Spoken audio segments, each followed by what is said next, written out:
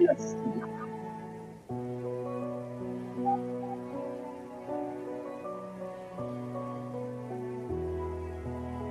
Okay, we got here.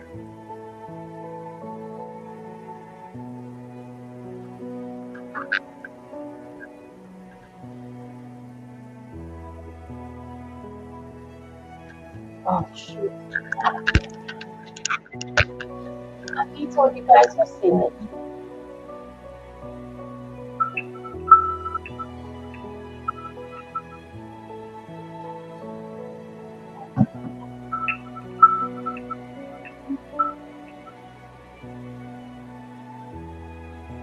Good morning.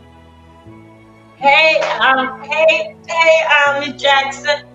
Alex, I seen your comment. Oh, girl, you should have seen the video. Oh, wait a minute, let me turn it. Oh no, I can't talk now. Yeah, you should have seen the video of that. It's over there on Conscious TV. Hmm. Go to the 2 minute, two hour, 11 minute, 43 seconds. You'll see it all go down. Yeah, you laugh. You don't take that, what they call that, defect attitude in somebody else's yard. It ain't no days like that. I mean, he grabbed us like this here. My God, today.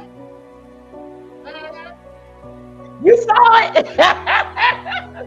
Yeah, you don't take that in nobody's yard, man. Where your manners at? But you know what? She always been like all this here thuggish, old sanctified thuggish damn move. But that damn that damn gay man grabbed her ass up like that. There. And he told her to come back. Woo! Hold on, let me turn this down. Oh no, I can't turn it off. I can't turn it off. Okay, let me put that out of the way. Let me see, could I get some? Let me. I forgot about I had on this music here. Anyway, let me see. Wait 1 second. Let me see. Could I wait? Now hold on a second. What's going on? Okay, let me go. True. It was some true stuff. It wasn't told. He ain't sugarcoat nothing. Because that she was saying allegedly, we'll talk about it right after we get through it. What's your exercise? A 30-minute exercise of scratching. We're gonna scratch and then tomorrow I do it 3 days a week, Monday, Wednesday, and Friday, only for 30 minutes of stretching. And then as we move along, then we'll start doing a little more. But right now it's just stretching this morning as we drink that coffee. Then I got a good conversation that we're gonna have. Y'all gonna like this. Let's get our exercise in. Hello everybody. Thank you. Thank you. Thumb up the video and coming in. Big up yourself, everybody. Let's go. I was trying to slow down this music. Give me something else in there. Hold on a second. Let's go. We can go with that. We can go with that. That's spa music.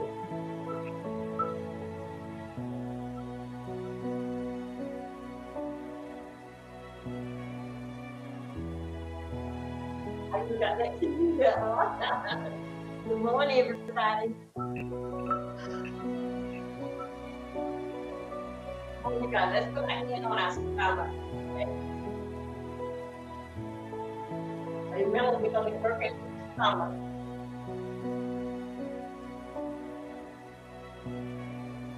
Breathe in and out, you guys. As we breathe in and out, let's roll our shoulders back.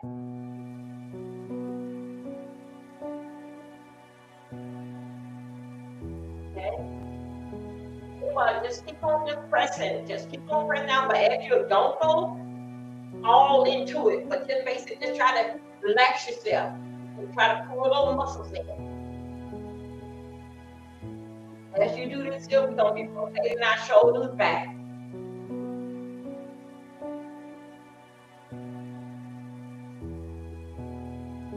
Breathe.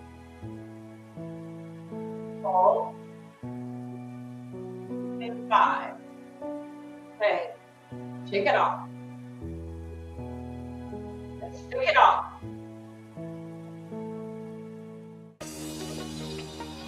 Okay, pull it back on our stomach. We already went back on our shoulders, and we're gonna go 5 times forward, okay?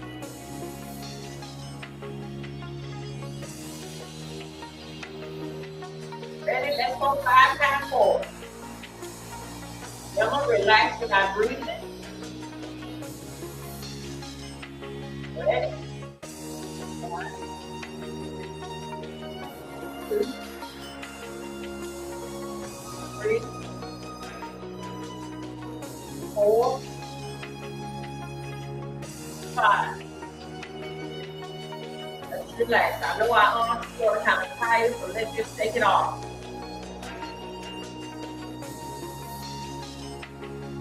Okay, let's go in front.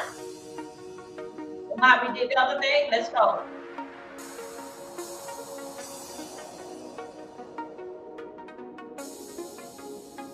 Okay, ready? Hold up. I'm still slow, you guys. Come on. That will be just fine.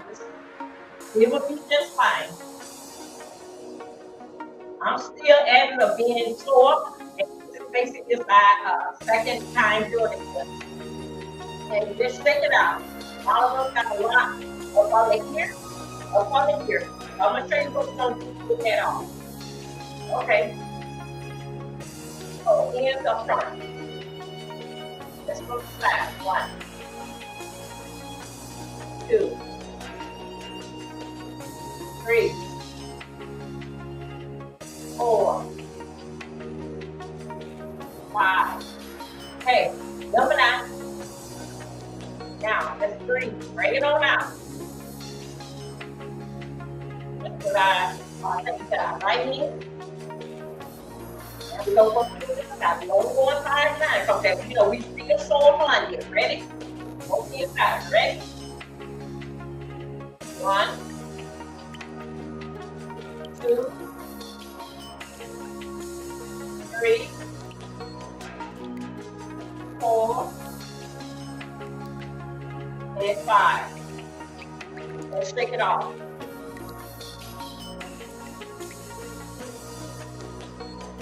Thank you. Thank you. Okay. Y'all, I got my bottle of water here, but you know what? Since I had my gallbladder thing, I can't drink cold water like that. So anyway, I got to make it get warmed up. I had poured it out the fridge. I forgot to do it last night. But other than that, it'll make me start getting nausea and everything. Because it's too cold to warm my stomach. Let's go. Let's go, ladies.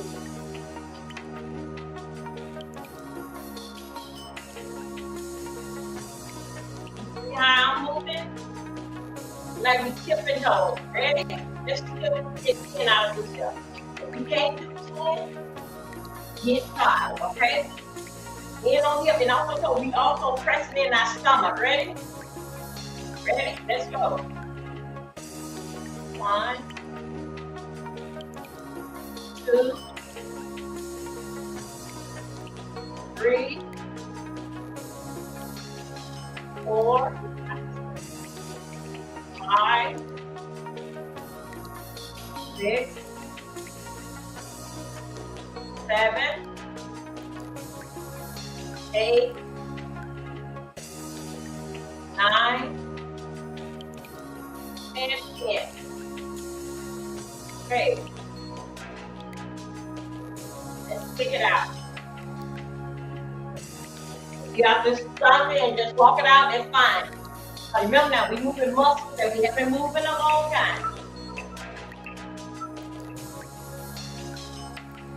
Okay, remember now, we got the chair exercise to do.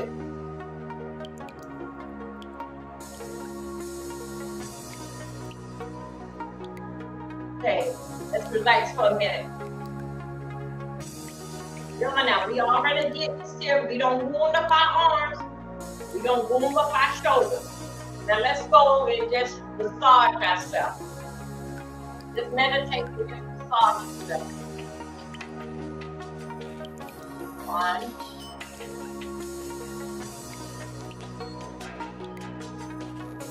2, 2,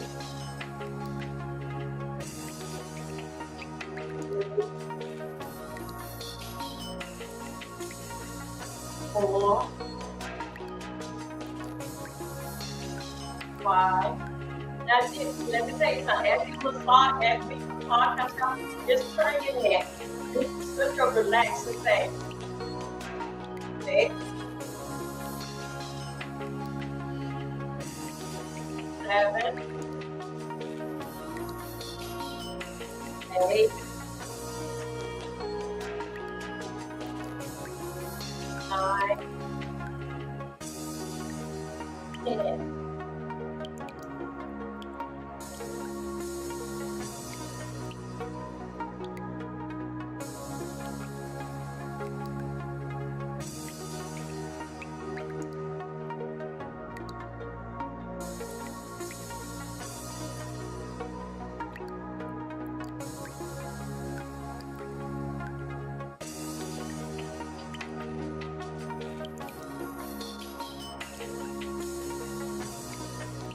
Okay. How y'all doing? Let's shake it off. How you doing? How you doing? How you doing? Thank everybody for coming in. Please like my video. And let's go. Let's do some chair. Now let's get down in the chair. We only doing a 30-minute exercise. If you can only do 15, if it's just our second day, just say only 15 for today. Other than that, we gonna go 30 minutes, okay? Ready? That's right. Oh yeah. Yeah, that's what we're doing. Burning off some calories. But I know I can't touch this with water. I need it real bad, but I cannot touch it because it's too cold. Okay, let's go. Let's get some chair. Let's get my chair. I know y'all are coming like in the dark. Y'all just here with me.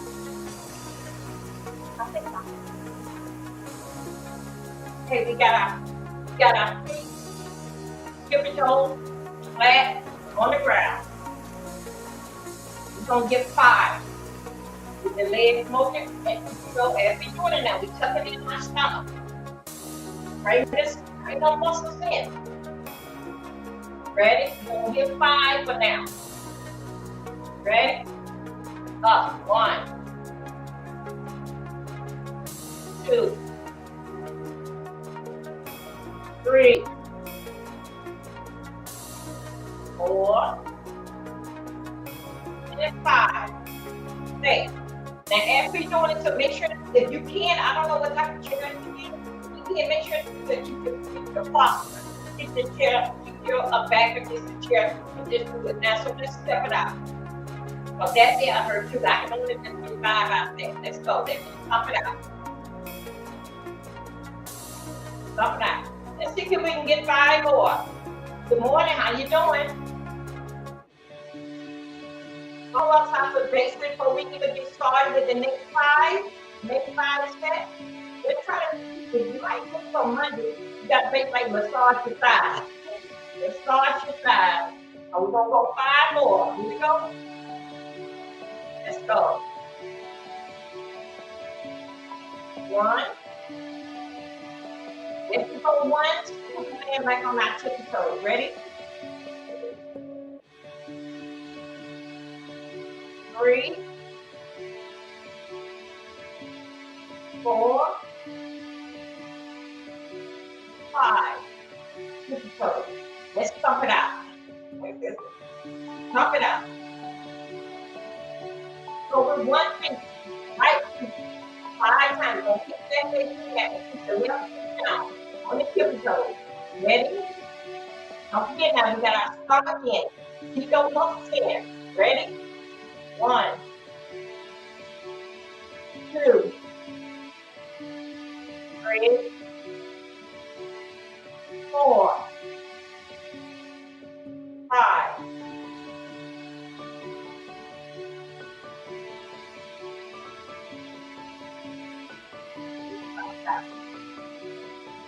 Y'all, the music up too loud? Hold on a second. Let's go. Next thing, we're going to do this. Now I'm going to do it on the left foot, right? Only do the right foot down. Ready? Let's go. 1, 2, 3, 3, 4, and 5. I'm not going to work with the computer, not now with the music. So anyway, let's just go through it right here now. So let's do it with both legs. We're going to do it 5 times. Ready? Both legs together. How we start off before? Ready?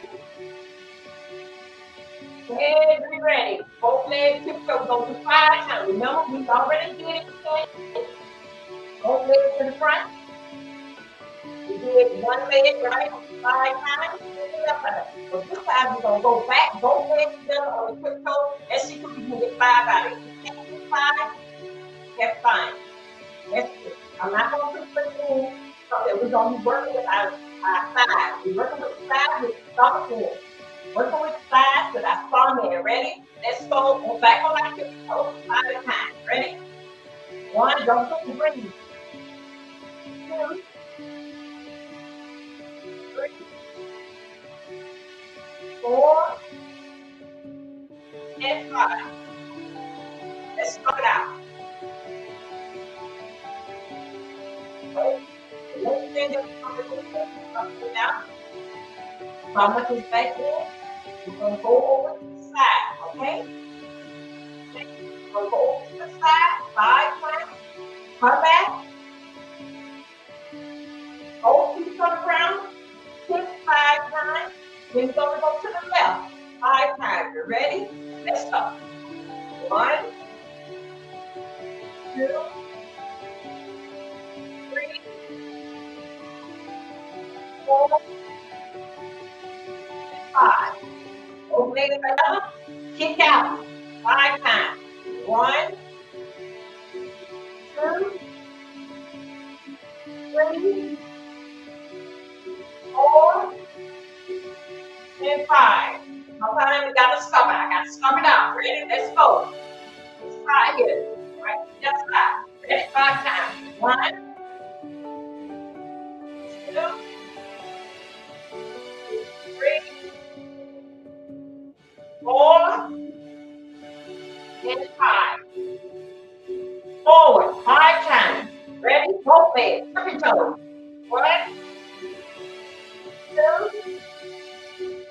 3, 4, and 5. Okay, let's stop it out. Stop it out. Now, you're going to have to tuck in.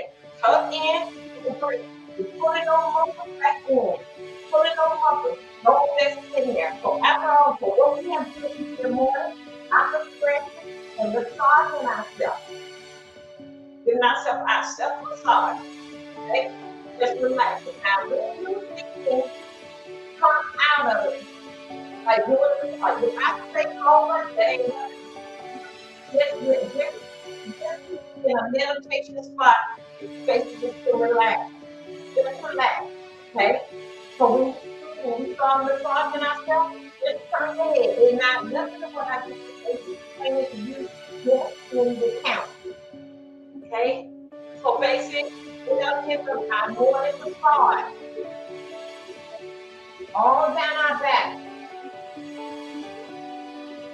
All down our back, our morning massage. All around the ears. You know how it is when we go around our ears and all around our face, when we relax anyway. So when you do that, after that, we come out of doing our exercise, just like our shoulders. That's the part that we were going to massage as long as you like. Okay, you're ready to go into the next step. Okay? Even though I may have gone in time, but it's still okay. Just go in this just 30 minutes. When you guys take that 30. Okay. Thank you. Woo! Okay, good morning. Yeah, no, it's okay. Wait, it's no good. Okay, wait a minute, hold up. It's no good. Wait a minute, hold up a second. Let me get over here now. Let me see, can I turn this down? Then I say, hold on a second. Oh, Happy New Year. Hey, Kathleen. I'm sorry, you guys. The music was up too loud. Hold up. Now I can turn it off. I can turn it off now. Hey, everybody. No. You said, hey, everybody. Kathleen, you guys, I'm so sorry. Good morning. Grand Rising. Happy New Year. No, it's okay. Okay. She said it was good. Okay. Y'all. Hey, everybody. Good morning. Grand Rising. Happy New Year. It's not a Happy New Year to you. You better make it a Happy New Year because it's on. Okay. Thank you. I got. Hey, Kathleen. No, that was beans and cornbread. I think it was somebody else that Stump Down was saying that someone want to get an olive garden, an olive branch in, and I went over there, but he was closing things down. So basically, the live was like about 90 minutes. So I think so. Basically, what he was doing that was a great thing, where he was trying to get everybody to it's a new year. Let's put our difference to the side. Let's start from a new beginning. I think that's what he was doing. Y'all don't worry about it. I'll be just fine with this old head. Don't worry about it. Good morning, everybody. Welcome. Welcome to we did our 30 minutes workout. You guys, please join us.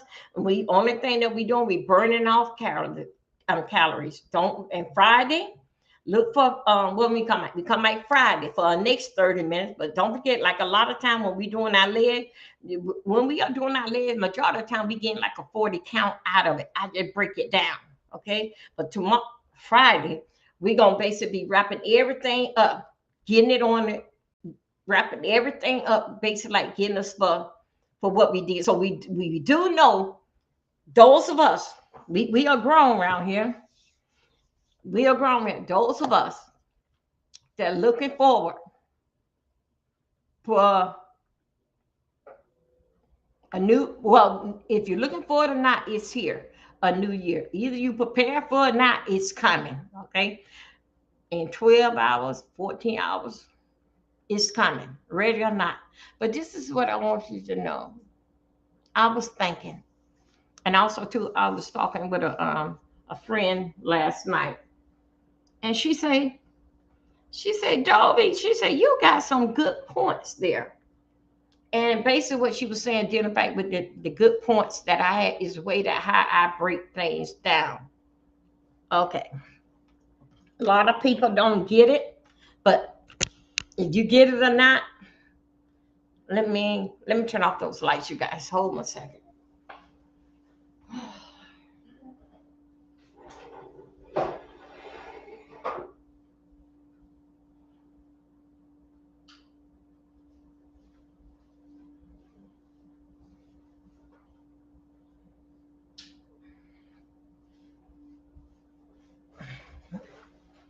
Okay.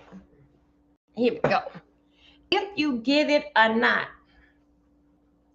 just go and replay it back and see could you get some kind of understanding based about what I am saying. Okay. For the new year. You know how it is when and those that you're in here, you know how I break down my stories. Only nobody can tell a story basically is me. Well, they can tell one, they can't tell it like me. But I'm trying to make sure that we got it right. Dealing fact with everything basically that we do. And if we don't put our hand on it, because nobody don't do nothing perfect for us, just we do it ourselves. So we're gonna take this basic in the new year. We're gonna do this here, like use this in our future relationship. Those of us that 60 years old, over, because when you get 55, you still trying to find Mr. Right and this, that, and another, okay, in our life. Those of us that 60 years old, we shouldn't have to worry about thinking about if we get married, we get married. But we shouldn't even think about this here marriage. So on time, we should be thinking about not only for a good time, but we want to do it for a long time. Okay. Now, when you crossing over 50, yeah, you want marriage.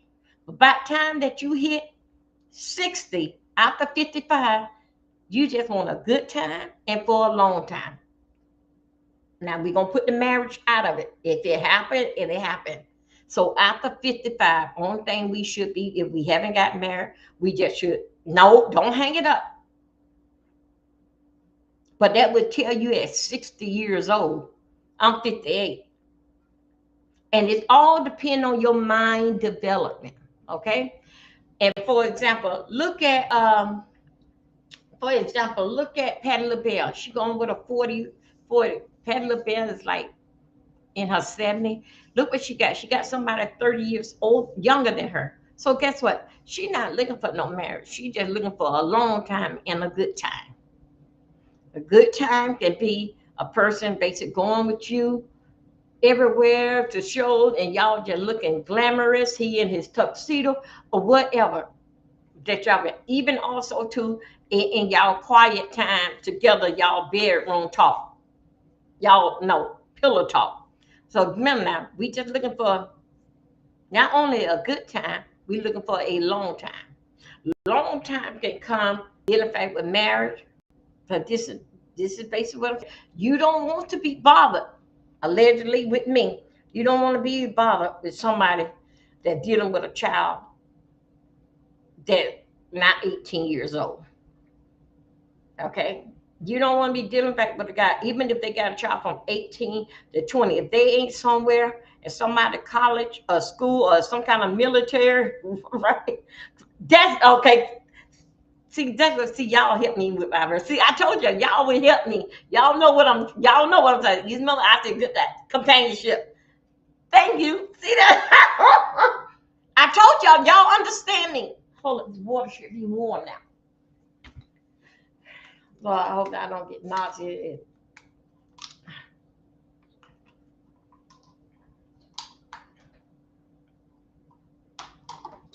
Okay. Yes. Shout out to Jackson, Allison that said it. Thank you very much. Thank you very much. This is what basically what we are looking for. Thank you.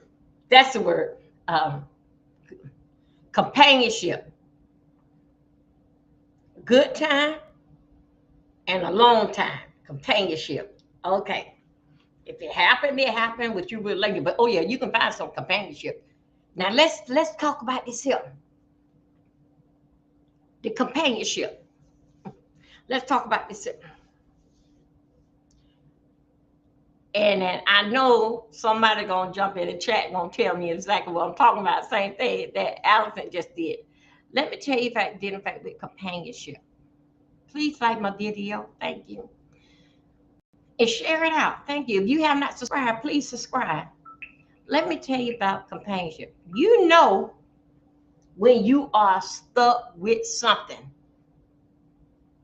When you got to take this here because that you don't already receive, it don't accept the whole package. Now you want to change it, but guess what? You are too, now I want y'all to listen to me, but you are too far gone in the relationship. And like that, okay, I'm going to deal with it. Damn, these babies, I'm going to deal with it. Hold it right there. Hold it. This is our New Year conversation. When now with us and those that younger than I and quite a few of us that hang over here with me, we're going to start this here. If you haven't already started, if you were to go to McDonald's and your fries are cold, what you gonna say? You gonna look in that bag, ma'am? Guess what? These fries is cold. Could I get some fresh fries? You give it back right there before you even start. She gonna say, okay, ma'am, just pull up right there. I get you some fresh fries. And ma'am, this is sandwiches cold. Could I get it fresh done? Okay, right there. You're at McDonald's. Okay, let's pull off. So let's say you got everything. Your order is just perfect. Thank you, ma'am. You have a good day. All of a sudden, you take your straw, you put it in your drink, and it's supposed to be a regular Coke. Come to find out, it's a Diet Coke. You don't got too far down the road. And you like, damn, man, I should take this shit. Excuse me. I should take this mess back. But look at all these cars behind me. I'm going to be late. Hold it right there. If your worth was right there and you pulled up a little bit, like your fries and everything is good in the bag, you pulled up a little bit and you say, I know how they did me before. I'm going to taste this soda. No, this is a diet. And then look at the eye. Look at it been sitting there. You going to get out your car. You going to either go to the drive-through window or you going to go inside the store, the restaurant, and see that they get it right. Ma'am, this don't taste like Coke. Could I get a regular Coke? This tastes like diet. You're going to stop it right there. I want y'all to follow me now. You're going to stop it right there. Because that if you don't stop it right there, soon as that you see a change, now we're going back into the relationship, soon as you see a change, and it's just like that when we are raising our kids, we can tell that, hey, you've been hanging around this girl now, you getting a little fast now. You stop it right there before you even start to grow legs. You putting it right there in order. No, I ain't going for this here. Do y'all see where I'm coming from with this here? So for the new year, deal in fact with anything that we do. Now we good about going into Denny's, and I would say basically not really IHOP. I think the IHOP food come out hot right there. We are good about going into Denny's and sending the food back. But at home, in our real life, we gonna take it and going on down the road with it and just deal with it. Because it's better for me to have this here diet Coke when I say for regular Coke. Sometimes you even get frustrated that it's like I'm too far gone, but you know what? I'm gonna go over here to this 7-Eleven and get me a real Coke. So that is something good money. That's something good money. Yeah, no Saturday. Okay, thank you. Damn, I'm so dumb as one. But I told you, y'all get it. Those that been with me for a while, y'all know basically how I talk. People say it backward, but you get it. And it always be somebody in the chat that get it together what I'm trying to say. Yeah. I'm not the only one that explains stuff like this here. But if those that's in the chat and those that want to you will see how the comments come in here and they will put it in the chat what I am talking about. Okay? Let's go. So you remember that Denny's, the restaurant, you sending everything back. Let's try to do life like that. Stop there. And the main thing with this is what I'm talking about right here. With that McDonald's bag.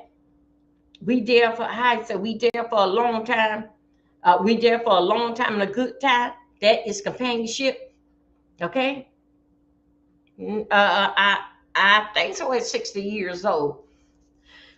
Looking for a little flower girl and all them. We gonna put the whole family in the wedding.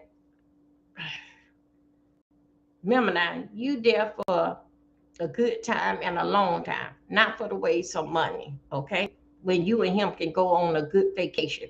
Tell the kids, all of them, put the money together for me and Harold. We can go on a good vacation or a cruise. Okay.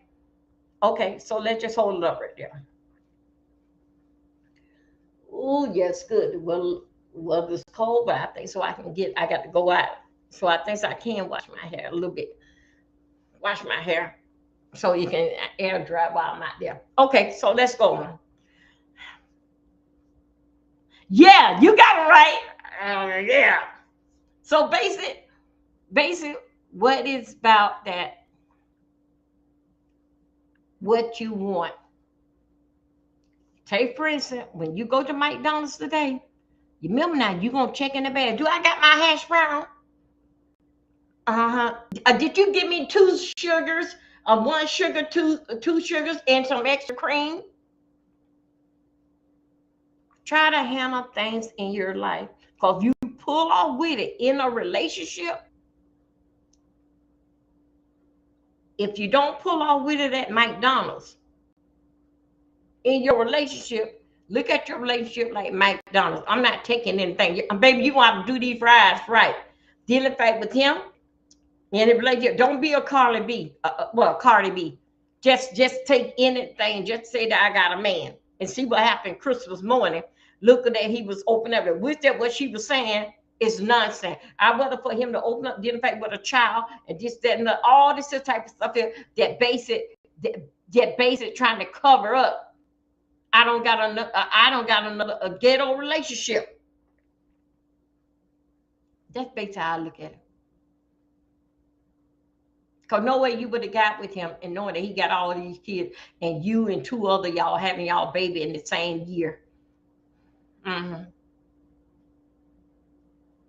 Don't be a Cardi B in your old age, and it doesn't matter what age that you are in. Try to look at your relationship like it's like you don't went to McDonald's. These fries is not cold.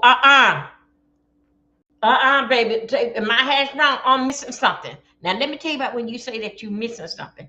When you and him don't talk and he don't swell up your head, baby, I'm gonna help you. I'm gonna help you with your business. That's what you're missing. So don't go ahead and take this here, pull off.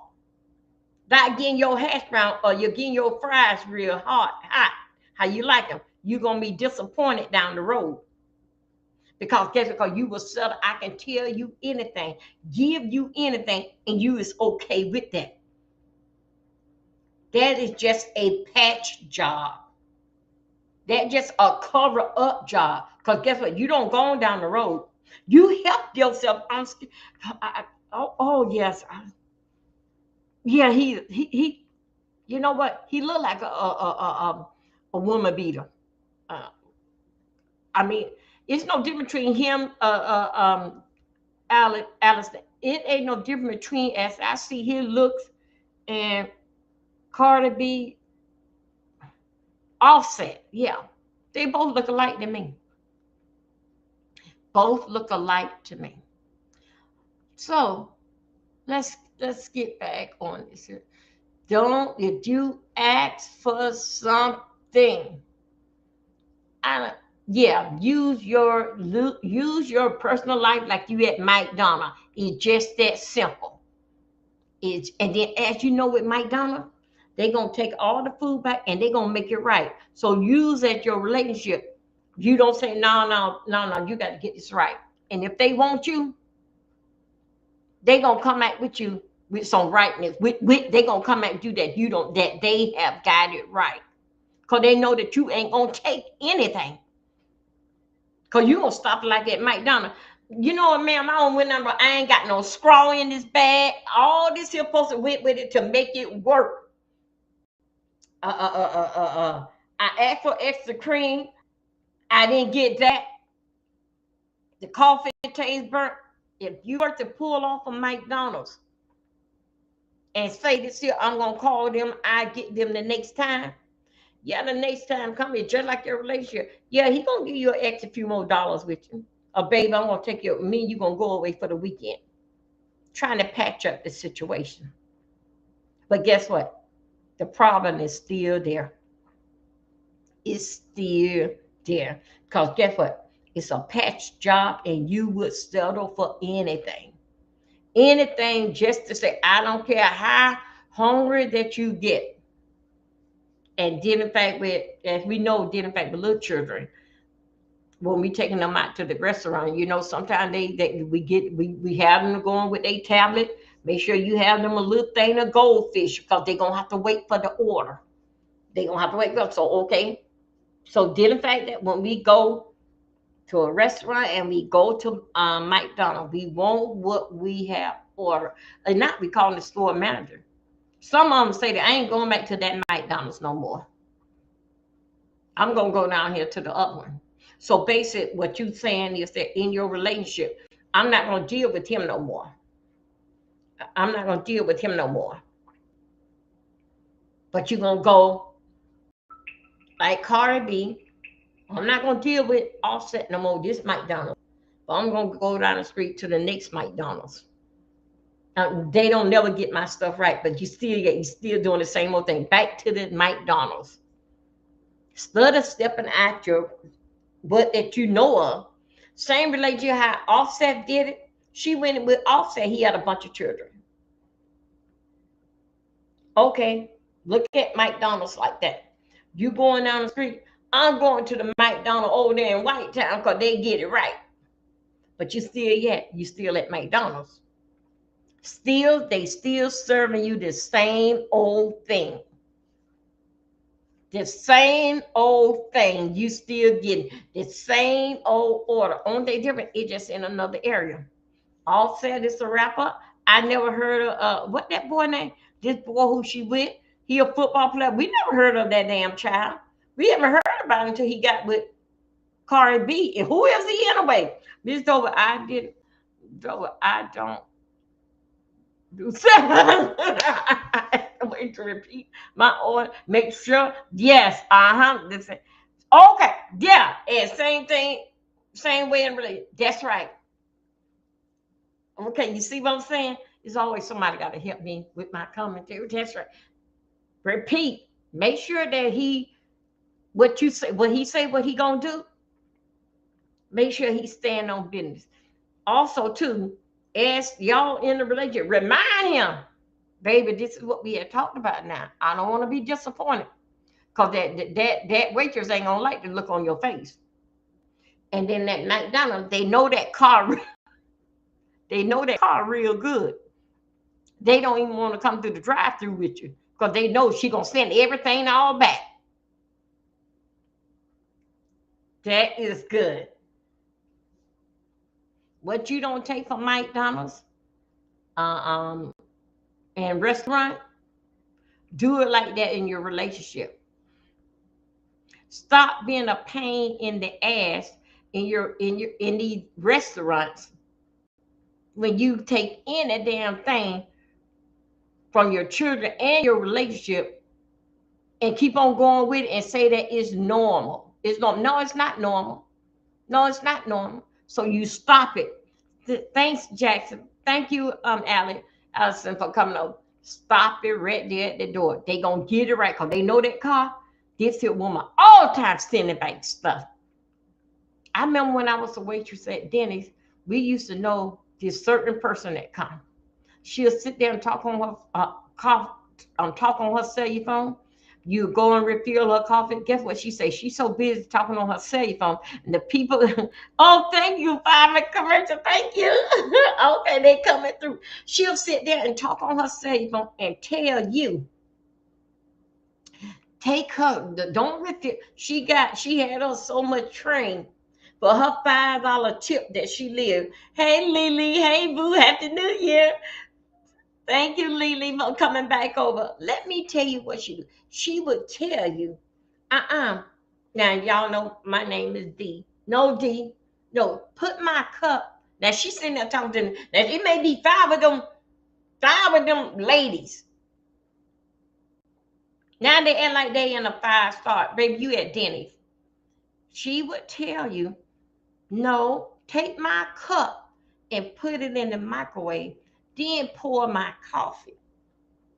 Now, if you go back over there with the coffee pot, y'all need some more coffee? Yeah, she would take, she only took 1 or 2 sips because, we watching her. She a problem. She take 1 or 2 sips and then you come back around, she's still on the phone talking. Matter of fact, the ones who she talking to, it'd be like 5 of them. The one that they talking to each other at the table. Everybody got a different conversation. They talking to one another at the table. What does she say? So we know her so well that we know don't bring her no cold cup. We have to put her cup in the microwave. Then we pour her coffee in. She may take 1 refill in that cup. The other cup, before she get her 3rd refill, her 2nd refill, you got to bring her a hot cup. Okay, you see how and then people used to say because that she a black woman, no, you go and have her, you can put up with her. You go and put up with her. And she'll sit there for hours on her phone. Just for a 5, she'll come in like about 8:30, 9 o'clock. She would sit there until 11:30, right there in that same seat. And you playing coffee game with her for her to slide you a $5 tip. It's unbelievable. So the fact that those waitresses ran away from her, that's the same way how they do in McDonald's, because they know you want, look at Dennis, that the customer I'm telling you about. They know that you wanted a certain type of way.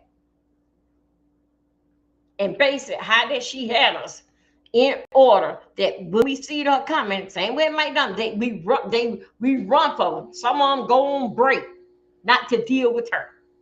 Or she was so bad because that she had it so bad that she'll wait. She'll take the coffee from the first girl that seated her. She will ask for me. They'll say that she is on her break. She will let you keep filling her coffee, but you're not gonna take her order. I'm gonna take her order.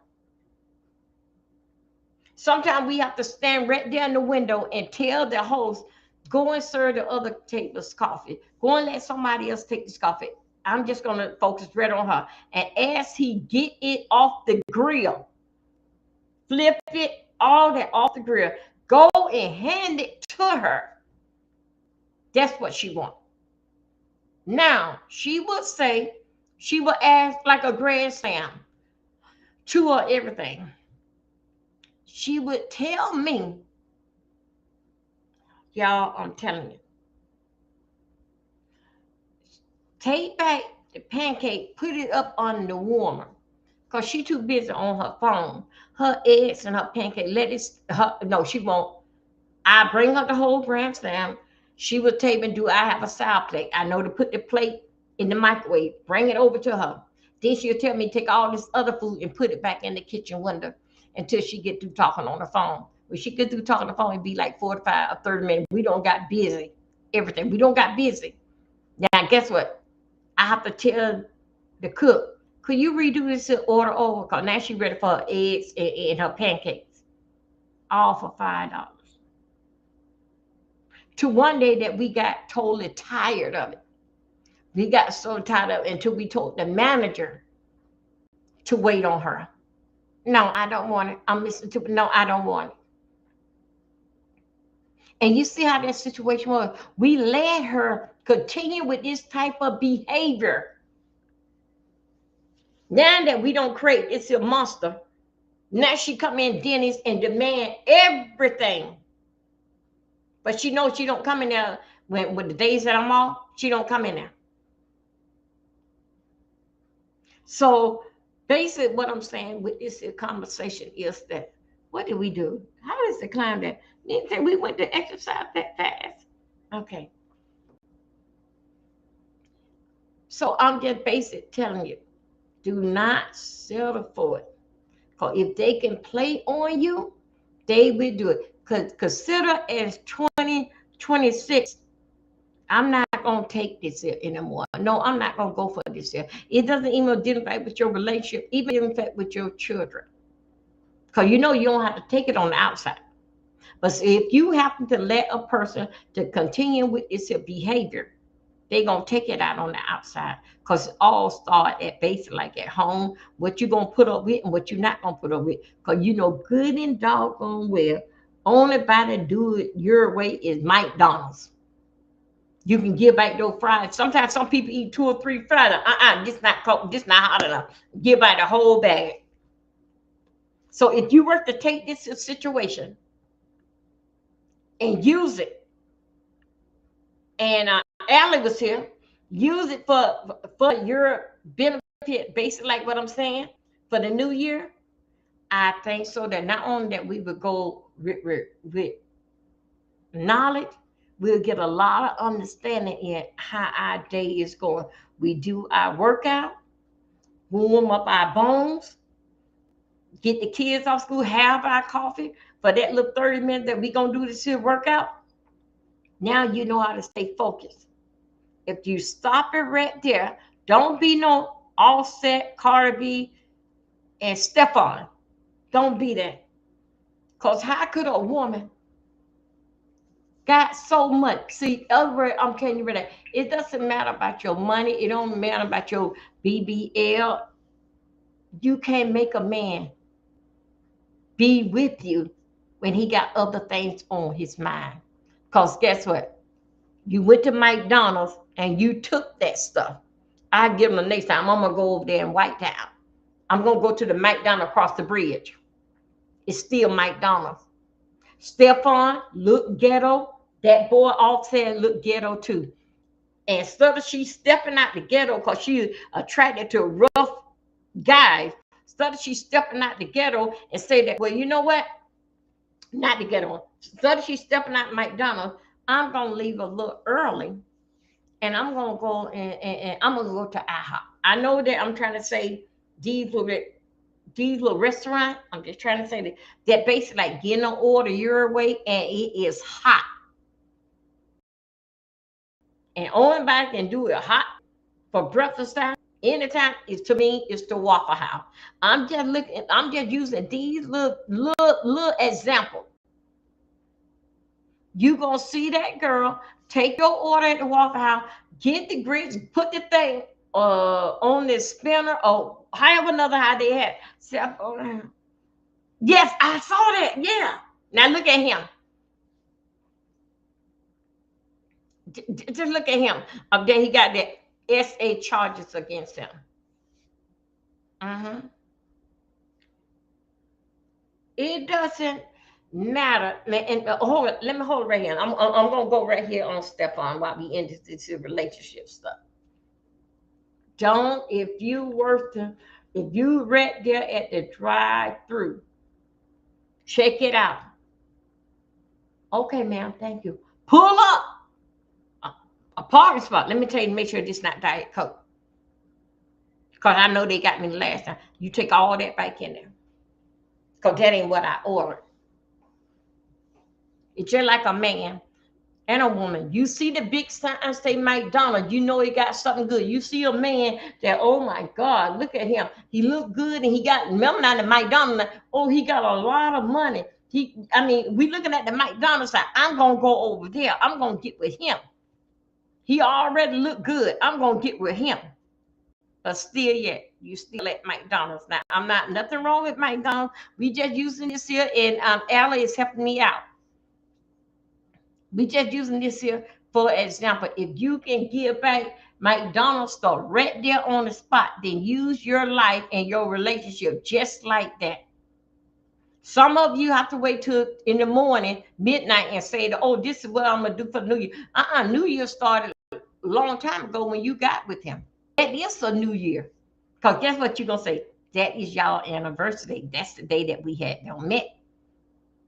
You don't go out and say that the new year coming. You don't met him in July or April last year of this year here. The new year come. Oh, this is my new year. No, the new year started back then. Now you're gonna wait till what 12 hours, 13 hours from now. Now you're gonna you want to change. You want come on, I'm going somewhere. Now you want to change the menu. Now you want the menu to change. McDonald's gonna change their menu. They just add to it.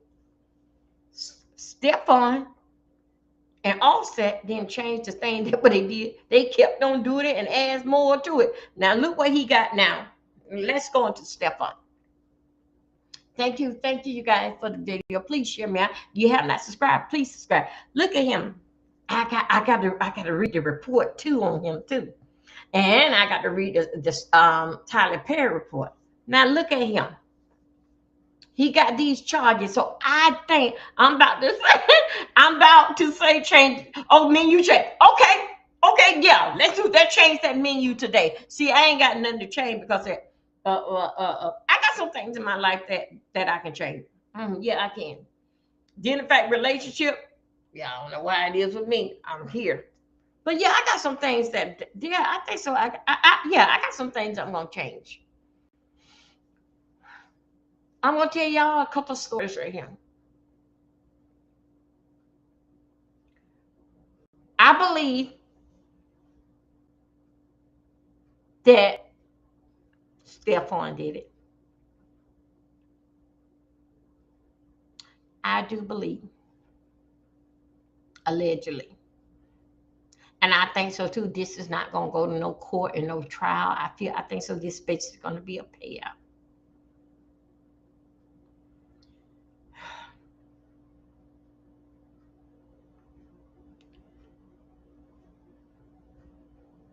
Cardi is what she 31 or 32 years old and got a baby allegedly by every other year. Them other two babies ain't nothing but like 11 months apart. I forgot the baby little girl. She just started walking, and a new baby. It doesn't matter how many kids that you get. No, excuse me. It doesn't matter how many because that you got money and I can afford these children. Everything got a expiration date. Everything. Everything have an expiration date. Y'all, that's just the light coming on here. I want that sun. Cause this I want that sun to come through. Everything have an expiration date on it. The same way that a lot of these here rappers, everything changed on. Yes, yeah. She want a lot of kids. Well, she's starting off right. By the time that she hit, but she 32. By the time she hit 35, I guess so. She gonna always be clean and mess. Let me tell you this here.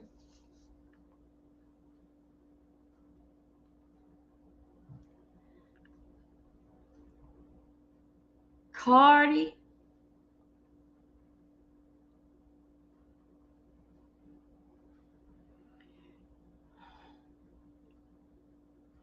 got to slow down. I don't know if she on the pills or she on the shot, but she gonna have to slow it down. Okay? Because that like that these rappers, let me go back in here. It's always a new load coming in and pushing you basically out the way. Look at Beyonce. Beyonce did her tour. Nobody don't want to see that old lady at 45. Well, she is what 43 now. Shaking, doing. Nobody don't want to see it. They want to see some young blood. Young blood. Hey, Prima Wanda, baby, happy holiday. They don't want to see their grandmama. It is some grandmamas at 40, 41, 42. It's some grandmamas. Nobody don't want to see their grandmama up there naked and shaking their ass. Sometimes it's time for somebody else can drive and you take the back seat and you teach them how to drive and which way how things would go. But then again, when you got somebody like Beyonce and Cardi and Nicki, I can say quite a few of them. It got dumb written all over their forehead. Only thing they can do is shake a tail feather, shake their ass because it ain't nothing in their brain. So they get a school of dance and teach the new generation how to come up. It's all dealing fact with me, all about me. As you know, let me talk with Cardi. As you know, Cardi B is a rapper. Cardi B cannot sing. She just a trash talker. Even down with a beat. I never seen her with a band. And maybe she did that with the beat, but I seen her with the turntable, how they dropping in the beat. I have seen Mary J. Oh, y'all. Mary J with a band dropping in the beat. Look at Mary J. Mary J is in her 50s. Like they say, nothing don't get old but clothes. But guess what? Clothes have a thing to repeat itself to come back around. Clothes come back around. What in like 15 years? It goes back and repeat itself. Same way the big label, all what they doing, we don't did it. Okay? Even down to the colors. It repeats itself in 15 years. Now, let me tell you.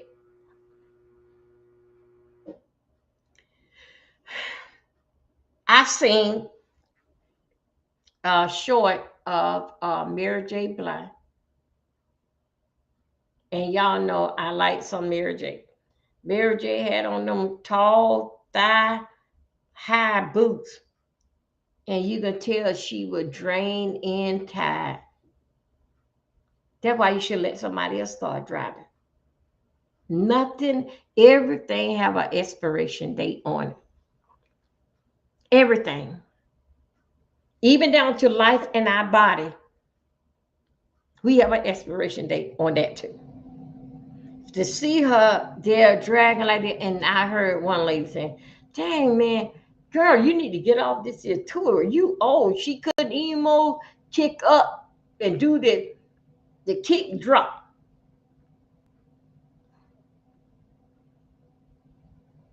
Okay. With Cardi,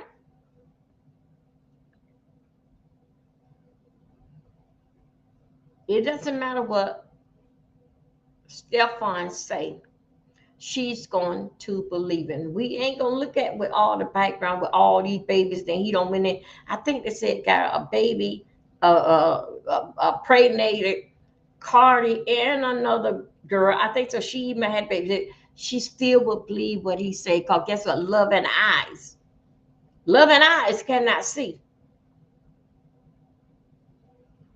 That's why the main reason that to keep your mind open. You don't get married for love. Okay. You don't get married for love because that will break your heart every damn time.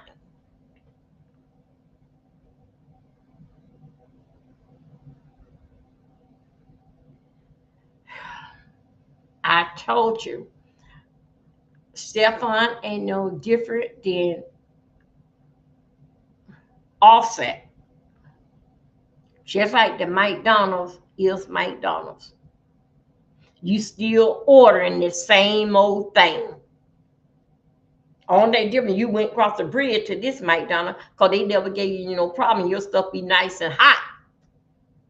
You still at McDonald's. You used to go on to the one nearby the house. But just give you that I know my food gonna be nice and hot. You gonna go over there across the bridge, but you still at McDonald's. Get in fact with Stefan. Stefan, yes, I do believe so that he did it. I don't look at this here. It's gonna be. It'll surprise me if this would be a trial. Okay, yes, I do. But I just want to let when a situation like that is brought on you. Um, I don't know much about football, but I think your career is on hold because when something like this is brought on you, when you out there playing football, somebody may get up with a poster board and say SA and all the other names that they can call the R word, S, all that they can put up there to distract the camera people. So basically, it is a charge like that. He is a high risk. People can't cover that up. And you know what I think? Even if they were to find him, we just start getting started on that. The report just came out. I had saw it on Storm. I saw it on his channel. Oh no, I've seen it on too. I've seen it on CTV. I seen it on that he had it. So let me tell you, I think so that with him going through this here, even if he come out of it, I think so it still would be somebody out there that gonna describe the camera, that the camera is gonna show somebody saying that a SA is saying the R word out there doing the football game with a poster board. So I think so right now, identify with his career, base it on hold. Tell him, see, I didn't even know the kid. I never heard of him before till he got with Cardi. Now, Cardi, what you gonna do now? I know it's for my man, for your man. And she is talking and basically saying her two cents about it, basically is protecting her man. But what was all the protection when he come up with all these babies? Where were you? Because that you can dress with the most fashion, look like gold and all this here when you coming out there on the football field. And come on, man. His commitment is with you. What he be thinking of being accused of, if you don't mind. He had an assault put on him. I'm gonna see could I go and pull it up. Cause we're gonna take a commercial break. I'm gonna go and see could I pull it up, and then we're gonna read off to. Um, I'm gonna go to. Hey, running. SA charge. Running. SA charge. Okay, hold on. Is a playoff time. Okay.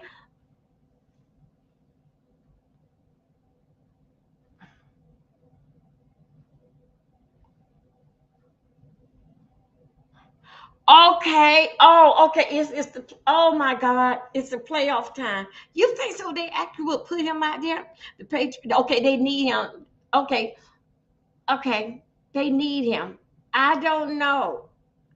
Y'all, I gotta like put that on hold because that I want to know if it gonna be they gonna think about the money that can bring in, or if they gonna thinking about okay, Ronnie, if they gonna think about the money that he can bring in because of if it's the playoff time, or because that the Super Bowl used to come out in February, right? Yeah, in February, sometime end of January and beginning of February it'd be the Super Bowl.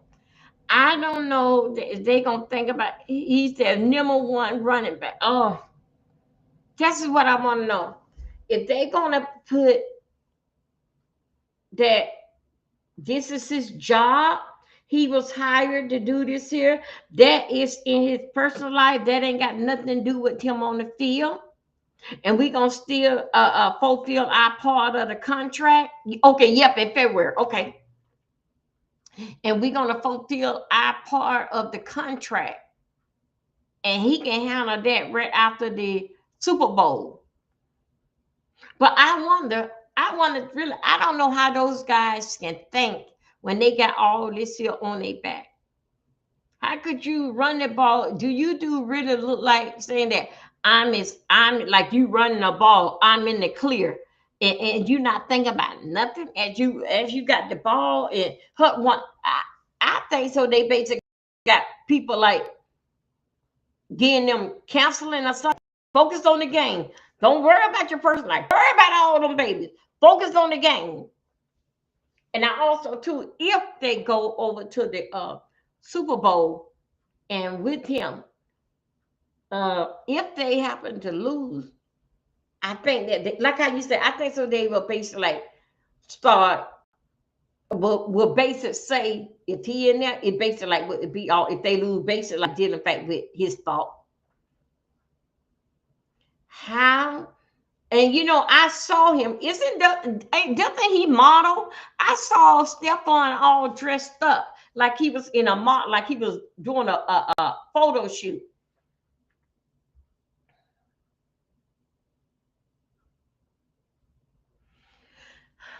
Did in fact with Cardi, yeah, she's speaking out, and then she talking about why he didn't spend no Christmas with her newborn baby, and then he was over there with the other kid. It bees that way sometime, Cardi. It doesn't matter how good that you try to tell the story to make the he doesn't have okay, he was because I know I saw him dressed up some like in a fashion way. But okay, no, okay, that probably was his style, the way how he was dressed. Okay, didn't fight with him. Didn't wait a minute, didn't fight with Cardi. Cardi said something, didn't fight that she rather for her kids to go like another kid to have him. That's bull damn shit. See, that's what you signed up for. Remember now, we talked about McDonald's. You still want McDonald's. You couldn't settle for nothing else. You couldn't even take your ass down there to Burger King or so IHOP. You still want to settle at McDonald's because that you went across the bridge and got it. Then you try to sit here and let every woman know that basically they in a situation like you. The kids need him. The kids need him. And also, it's okay.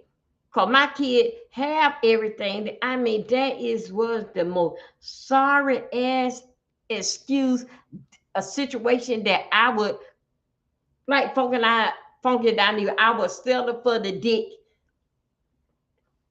That is the most sorry ass excuse for a woman. I rather my kids is okay. I rather for another kid, for him to be with another kid for Christmas. Isn't that more like his problem, not your problem? Pastilia is it's our baby first Christmas.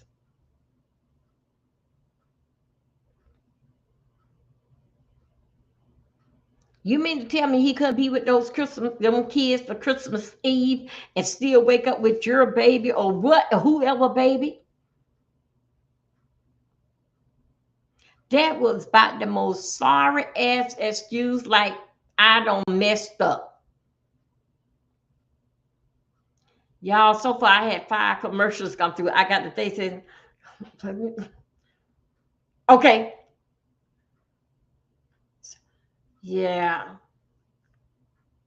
That is the most sorry excuse. Let me tell you a story.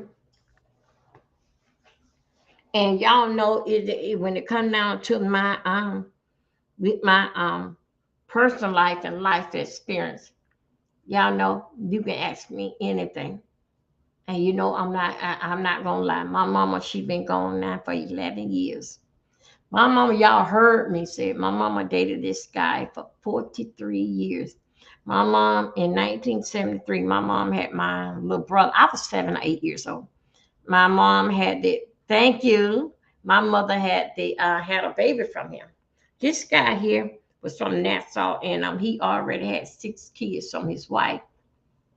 And then he was fooling around with my mama. But you know what? I'm gonna tell you this the other day. As I can remember when I was as I grew up to be a teenager, I don't know how that man rumbled with his life. I know that he had to be home before the sun come up. I do remember that. I do remember he used to leave my mama house like about 11, 12. I think he left at 1 o'clock or something. Whatever number it was, before the sun come up, he was home. Let's think about Christmas. Before the sun come up. Now he don't left my mom house. I'm gonna talk grown folks talk to you because you're not gonna like this type of teaching. You're not gonna like this type of teaching. I'm gonna talk some grown folks talk to you. I'm gonna talk some grown folks. Could we be grown for a minute? He don't just got out of bed jumping up and down on my mama, but still yet now you finna go home to your wife and 6 kids. As he go home to his wife and 6 kids, and he got one from my mama. Dude, you know, y'all, I ain't gonna make this up. And I love my mama. I miss my mama. Did you know by 10 or 11 o'clock in the morning? Did you know he was back at my mama's house? Remember now, he was at his house, opening up presents and stuff with his children. I don't care what you say this here morning. Outside, I can't make this here story up. I lived this life. I was there. Did you know that he went back to my mama's house about no later than 11 o'clock in the morning? Spend the whole day. Then he'll leave about like 7 o'clock, 8 o'clock in the evening. He have dinner. Whoop us. Whoop. Not spank. He whoop us. And then about we even may have dinner like about 3, 4. Anyway, whatever, not about 7 o'clock in that evening, he was going back home. Cause we already don't have dinner. It's the holiday. We already don't have dinner, washing up the dishes. And then he would leave. He gone back home. Now let's say he gone back home. The next day come around. He comes back to my mama house by 5 or 6 in the evening. Sometime like about 6 or 7 in the evening. Now this is the day after Christmas. Now see, Stephan, I want you to listen to me. Now this is how it goes. The day after Christmas, he comes back between 5 and 7 o'clock in the evening. That's the day after Christmas. So he don't spend, wait a minute, hold on. He left Christmas Day about 7 o'clock in the evening and he gone on home. Because he was there when the kids got up in the morning, opened up present, everything, dinner paid with the kids. He was there. The kids played all day and everything. He down there with my mom. Hold it. He stayed there. He come back to mama house like about say 11 o'clock. 11 o'clock, between 10 and 11. He just left about 10 or 11 that night. Midnight that night. Go to his house. And then also too, then he come back to mama house. What happened? He stayed all day to about 6, 7. Then he go home. He come out to mama house the next day after Christmas about 5 o'clock in the evening. And I'm not here to make, I don't care what you say. I'm not here to make up this year. It's only been 43 years. You mean to tell me I don't know the schedule?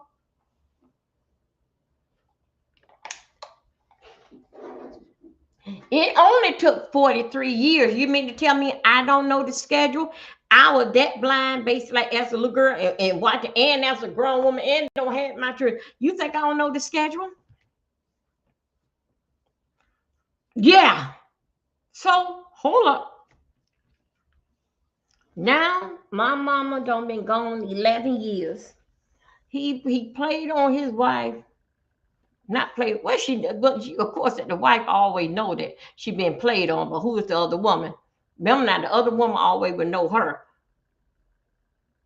You would never know her. But the wife always be the first one to know that something ain't going or something about this is just not right. So as time go on, it only been 43 years. Now mama been gone for 11 years. Now his kids is along with us, grown, with grandkids and with other great grands. With all that being said, guess where he at now? Back in home with his wife. He don't go on blind. My mama dead. Got the best years out of his life. The wife put up with it because that it more I got to tell you something right here. I need y'all to go back here. Hold right there. That wife was a good wife. She was an excellent wife. And that's what I'm talking about. When you dealing with these somebody else, man, that was a good wife. Because guess what? That woman was a nurse, a registered nurse, and she retired. And she traveled the world and everything. Go back and forth to Nassau, everything. He still was there. Wait a minute, he was still there doing the same old thing. But guess what? I love my mama dearly, but I told y'all I'm not gonna play in y'all face for this here New Year's Eve. Guess who worked themselves to the bone? My mama. My mama. My mama could not sit down and just retire. She could not do that, but his wife could have. His wife drove a nice new car all the time. But dealing back with my mama being the outside woman, my mama never did, I would say, sit down and say, I'm retired. And I got me a piece of a man better than no man. My mama could not do that. My mama could not do it. My mama, and I want y'all to understand me what I'm finna say. And I love my mama, dear. My mama worked herself to death. When you can't sit back and enjoy your first retirement check, that after you don't work yourself to death, dead, then your kids, you work yourself to death, then never did remarry, because he there blocking everything. Now everybody know my sister, everybody know I didn't like him. They know I didn't like him. And they know I was very, very outspoken. I told my mama at 7 or 8 years old. That's why I have to question a couple of people. Do a 7 and 8 year? No, I think I met him when I was 5. I never did like that man, and I think so. I came out my mouth at 7 years old, and my mama say, "You better like him. Your damn daddy dead, or some kind of myth, or he taking care of you." As I got older, and my sister, like it's 3 of us, it's 6 of us. My sister is, and with the 3, it was 3 boys and 2 boys, and my sister. They are older. They are grown. Then it was my other brother, myself, and then my baby brother, who my mom had from him. She said that you better like him. I told her at 7 years. My sister always knew. My sister always knew. Everybody knew that I didn't like him.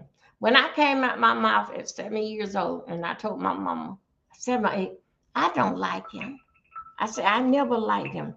She's calling and said, you better like him. You better not show him no damn bad faith, because you better not show him no bad faith, because your damn daddy is dead. He taking care of you.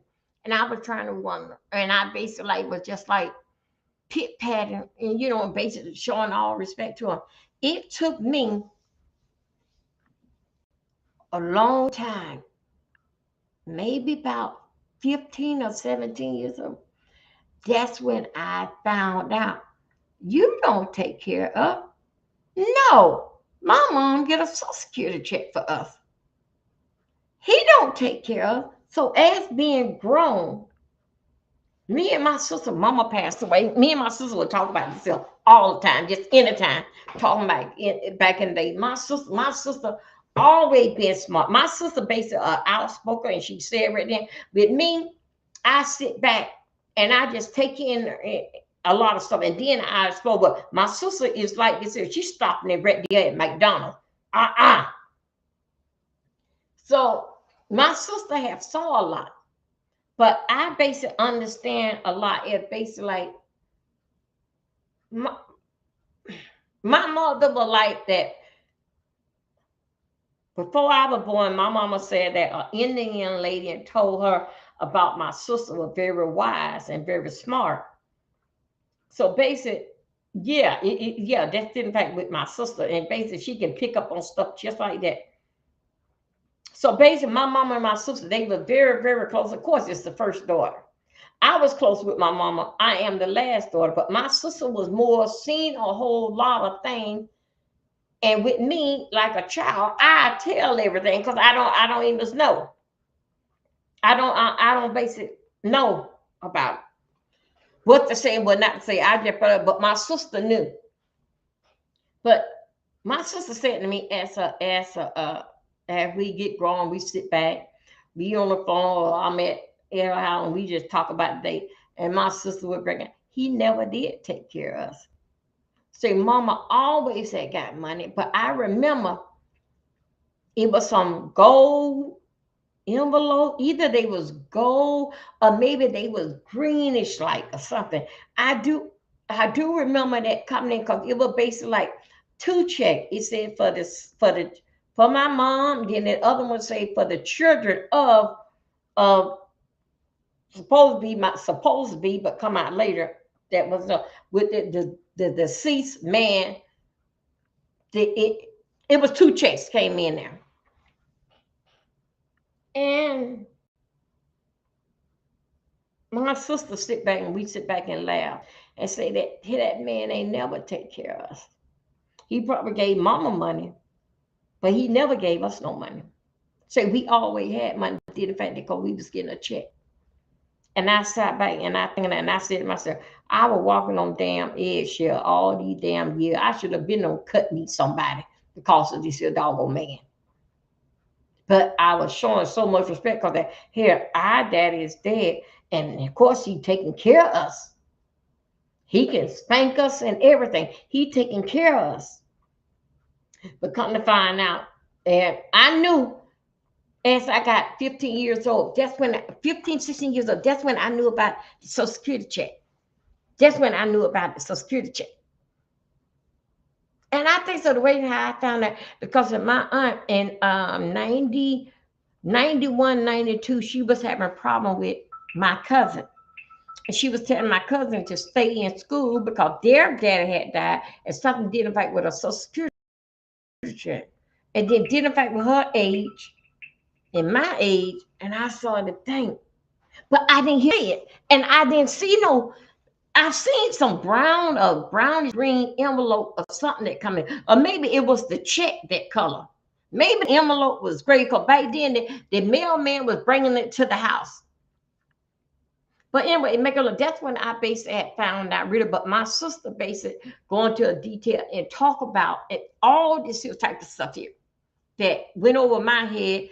I saw, but I didn't understand what I was seeing and looking at. That he didn't even invest nothing in us.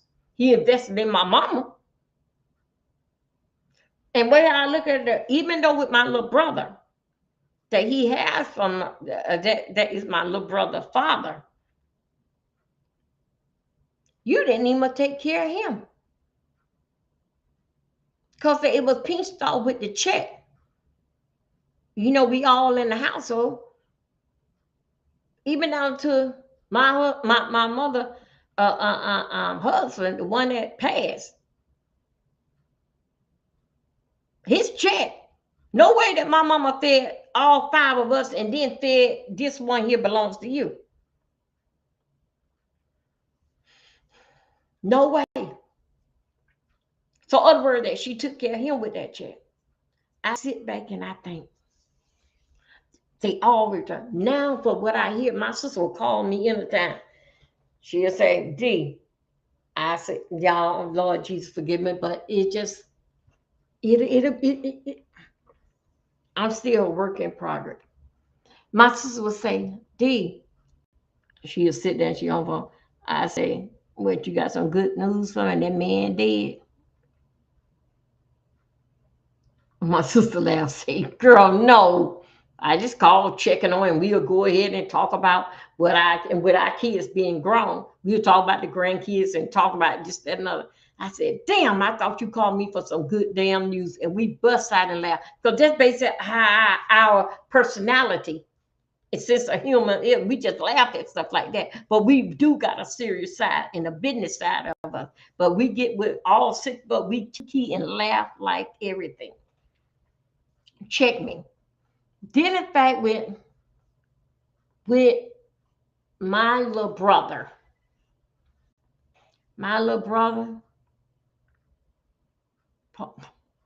y'all, on the day that my mama brought that little boy home, I said that little boy was cursed. That was the little baddest ass little boy. It wasn't nothing. I think so. He started walking about 7 or 8 months. I hear my sister say it, but I do remember when he started walking. That was about the little baddest ass little boy. It ain't nothing for him to go out there and tell a grown person to suck his tail away. Curse, and my mama, none of us can curse. You know who broke him out of that cursing? Was my sister. Because that when his daddy not there, my sister used to tear his behind up. Now curse again. And then when his dad come down and tell him, based on, y'all, I can't make this up, based on the curse at us, and they would kiki and laugh. What I can understand about mama, how could you kiki and laugh when you don't let us curse? You don't even let us say the lie word. Y'all, this is New Year's Eve conversation. You don't even let us say the word lie. We got to say you around here telling a story. Don't tell no story on me. We old people. We old. We still say to each we don't even say, Janice, you lying. No, we don't even say that. We don't even curse them back by our conversation. Even down to my little brother. He don't even cuss in his conversation. We talk to everybody.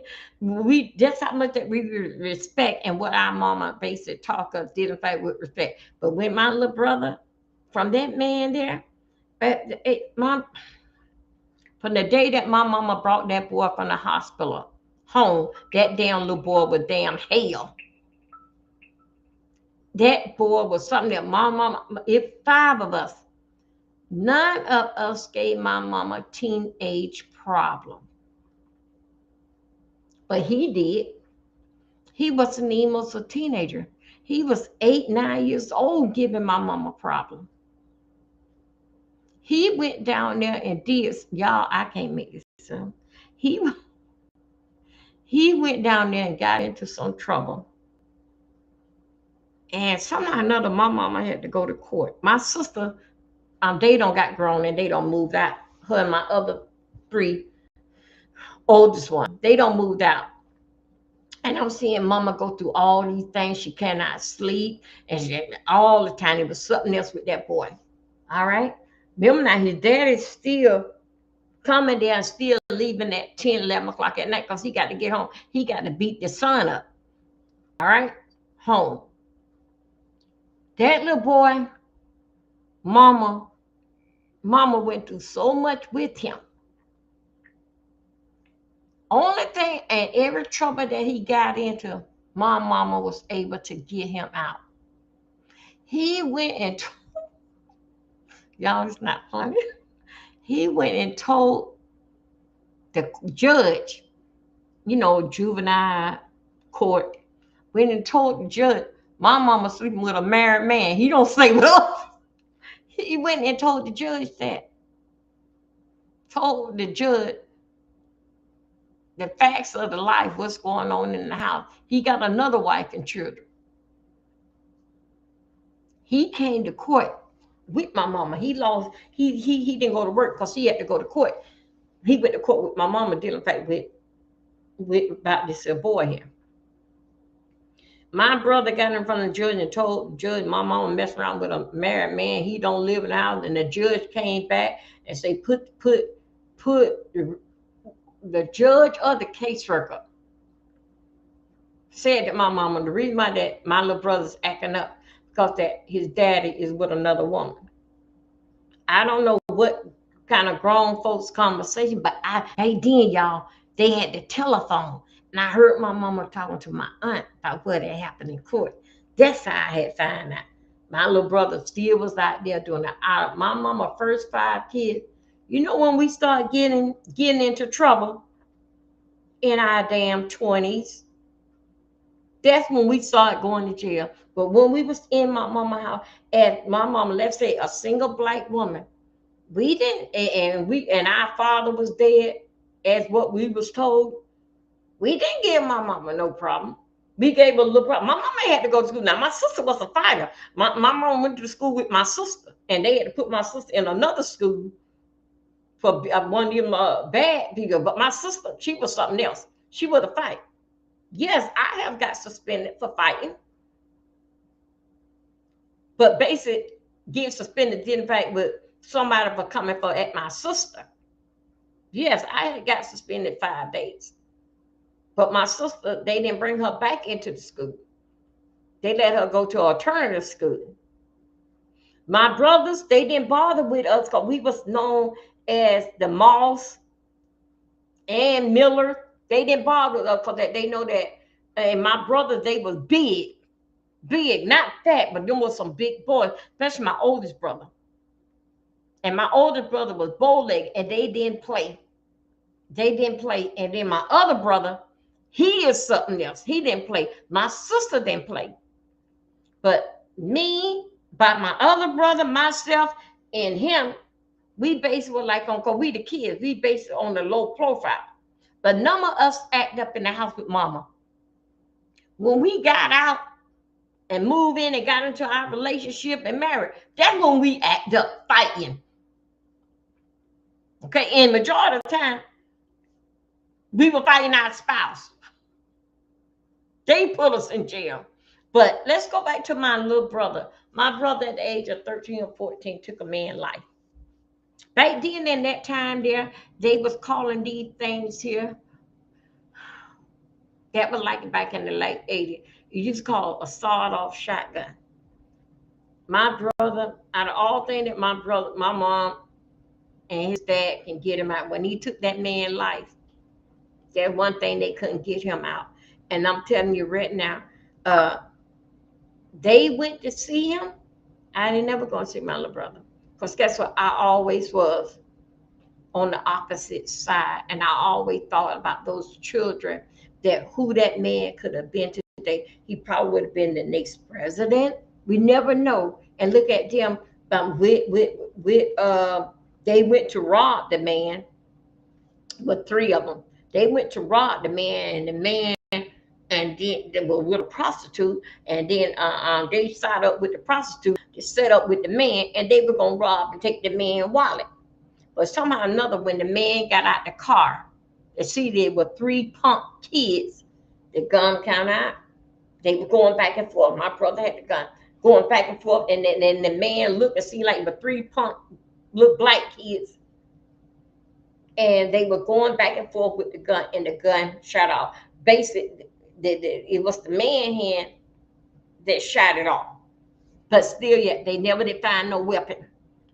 But still yet, all of them got the same time, because those three boys stuck together. Everybody said that I did it, I did it. If all three of us say that I did it, I did it, I did it, it gotta be one trigger man. So all y'all get the same time, because they could never get it right. The state of who shot the gun, because all three boys said that I did it, I did it, I did it. Now, with that situation, that's the only thing. Everything else that that boy did, it was kiki funny to them. He'll go out there and ball with them big boys. Back then, the kids used to play in the street football, and we played baseball in the backfield and football. He would go out there and ball with them big guys. Before his daddy come to my mom's house, 7 o'clock, 6, 7 o'clock in the evening, we got to get out there and fight the kids in the street for something that what our little brother had to suffer. If not, when his daddy come, he gonna beat us. And my little brother went out there balling with these big boys. They out there in the street playing football or something. He go out there and bother him. Now also we got to call out my big brother, my other brother, my sister. Now we got to get in the street and fight something that when he had no started. Now let's go back to here. Mama gone for 11 years. He gone back home to his wife. All right. He had no gone back home to his wife. But guess what? Before it all was said and done, my brother, the one that he got for my baby brother, one that he has for my mama, he sat down, he said, now they already know down to the bone, I ain't like this a man. And that's why that I'm close with the family, but I'm also too so far away from the family. Okay? Because I'm basically like, I'm there with my brother and sister. I'm a phone call away, but I didn't sit there and kiki. I ain't sit there and kiki dinner because I just, maybe it's just a weird, I just couldn't sit there and let's have tea and coffee and let's barbecue. Now, as long as there is us dealing fact with my mama and all of us, that's good. But dealing fact, my time is going to be very, very short. Very short. This is what my little brother had said. As my mama time was, well, you know, we know my mama was going to pass because she passed all of a sudden. Just like that. He had said to my mama, somehow or another, him and his father got into an argument. He told his father, okay.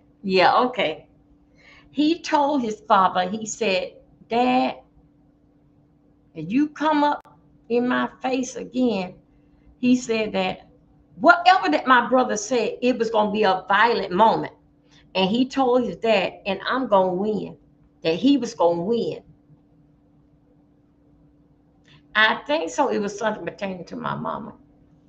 I don't know. Remember now, I'm married. Always here, always get it secondhand. Somebody call me, or I'm checking in to see how everybody going on with family. So somehow or another, my little brother had said that. My little brother made a threat to him. I really don't get it how it go, how it went down, but he did say this here: if you do something again, I'm going to do this, and I'm going to win. So already he don't already made a threat to his dad, what he was gonna do to him. Then as I talked to my siblings, they did say this. He said that, oh, my little brother told me himself. He told my mom, why you deal with this guy?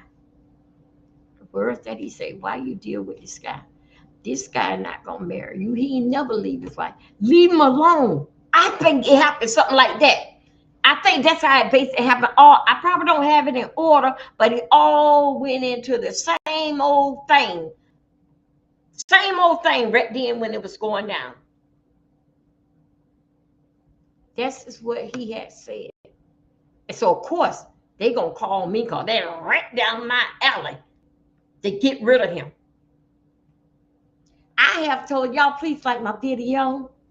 I told you it's going to be some New Year conversation. If y'all got a story to tell me to drop the link. We all grown. So that's when that conversation came up. And then he made some kind of threat that he was going to win all this. And then he said to Mom, why you keep messing with this guy? This guy not going to marry. This guy ain't nothing. But let me tell you something. Let me back this up. When y'all probably heard me, when my little brother got into the trouble and they had sentenced my little brother to life. All right. So life is 25 years, right? When they did that with my little brother was so angry with my mom and his dad. It was 13 years. And my mama and them used to pop up there. Oh, it's his birthday. We going to the prison. That boy would come out there and see who is visiting people out there. He look at his mom and dad, my mama and his dad. He take his ass back in there in the cage. They don't been driving all night. 6 hours of this part of Florida. 8 or 9 hours. We gonna leave early. We gonna stay in a hotel. Well, we gonna leave at 3 o'clock in the morning. We'll be there at 9 o'clock when they open up. Try that. They don't grow all damn night. It's his birthday. We going for his birthday. It's Father's Day. It's Mother's Day. It's Christmas. Child, that boy came out that damn cage and see. He was in prison. Y'all know how it is. They locked up. That boy came out that damn cage and see who his visitors were with my mama and his daddy. He turned right back around and say, take him back. Yeah, he did that. He did that. He would not. It was 13 years. 13 years. And mama, they did that for about 8 years. It's his birthday. Let's go to prison and see him. Oh, they transfer him to another prison. And each time he came out there, he looked and see what's visiting at. Take me back. Y'all, I'm not going to make it up. It's the truth. When my brother got out, my mama had prepared. He was like on work release. My mama had done prepared for him to come back home. Now, hear me. I'm in White Valley. No, big exclusive. I'm in White Valley. You know what my brother did? Caught me off guard. When he got off in the work release, or I think like 3 months or something, he came out in White Valley and stayed with me. And I remember now, he spent more. The system raised him. The system raised him. And I know him as a little boy, but he left when he was like 13, 12 or 13. He left on. So basically, I'm getting on, and he meeting my 3 kids. And so that's basically how it was. But, everything is good now. My brother have not been in trouble. and have one little boy and married. And I think so. CJ is along with CJ making CJ is about 27 or 26.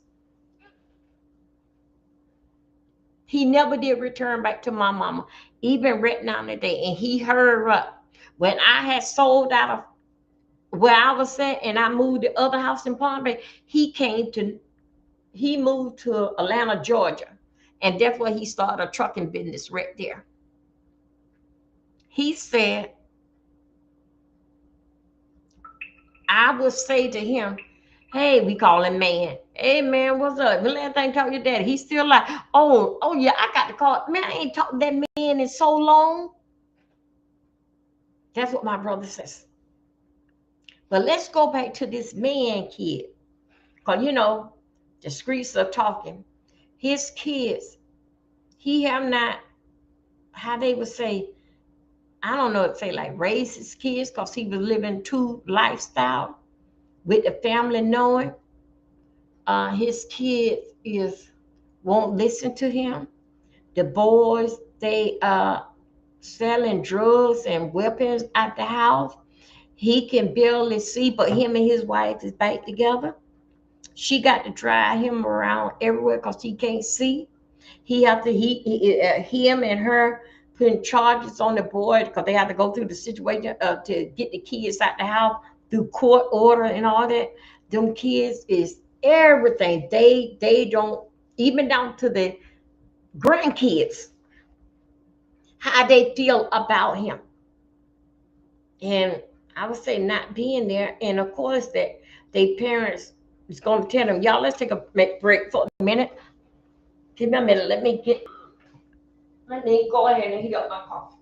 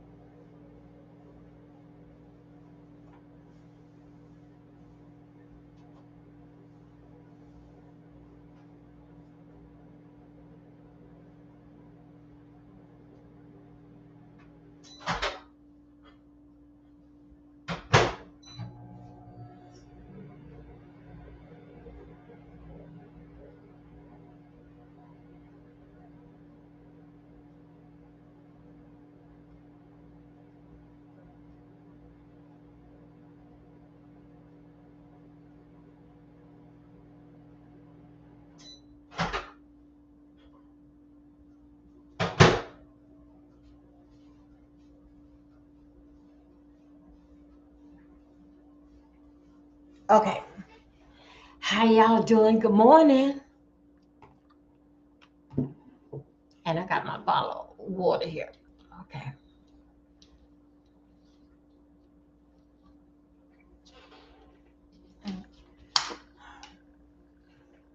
Hey there, Clarine Boo. Good morning.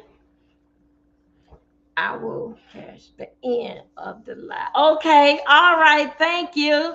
Happy New Year to you, Boo. Thank you for coming over and helping me with my commentary this morning. Thank you.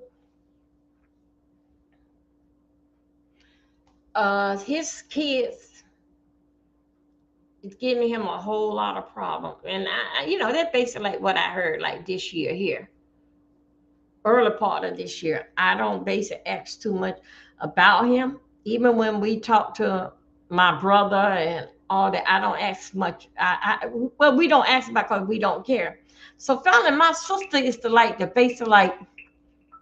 basic humble and try. She can see a delight in every conversation.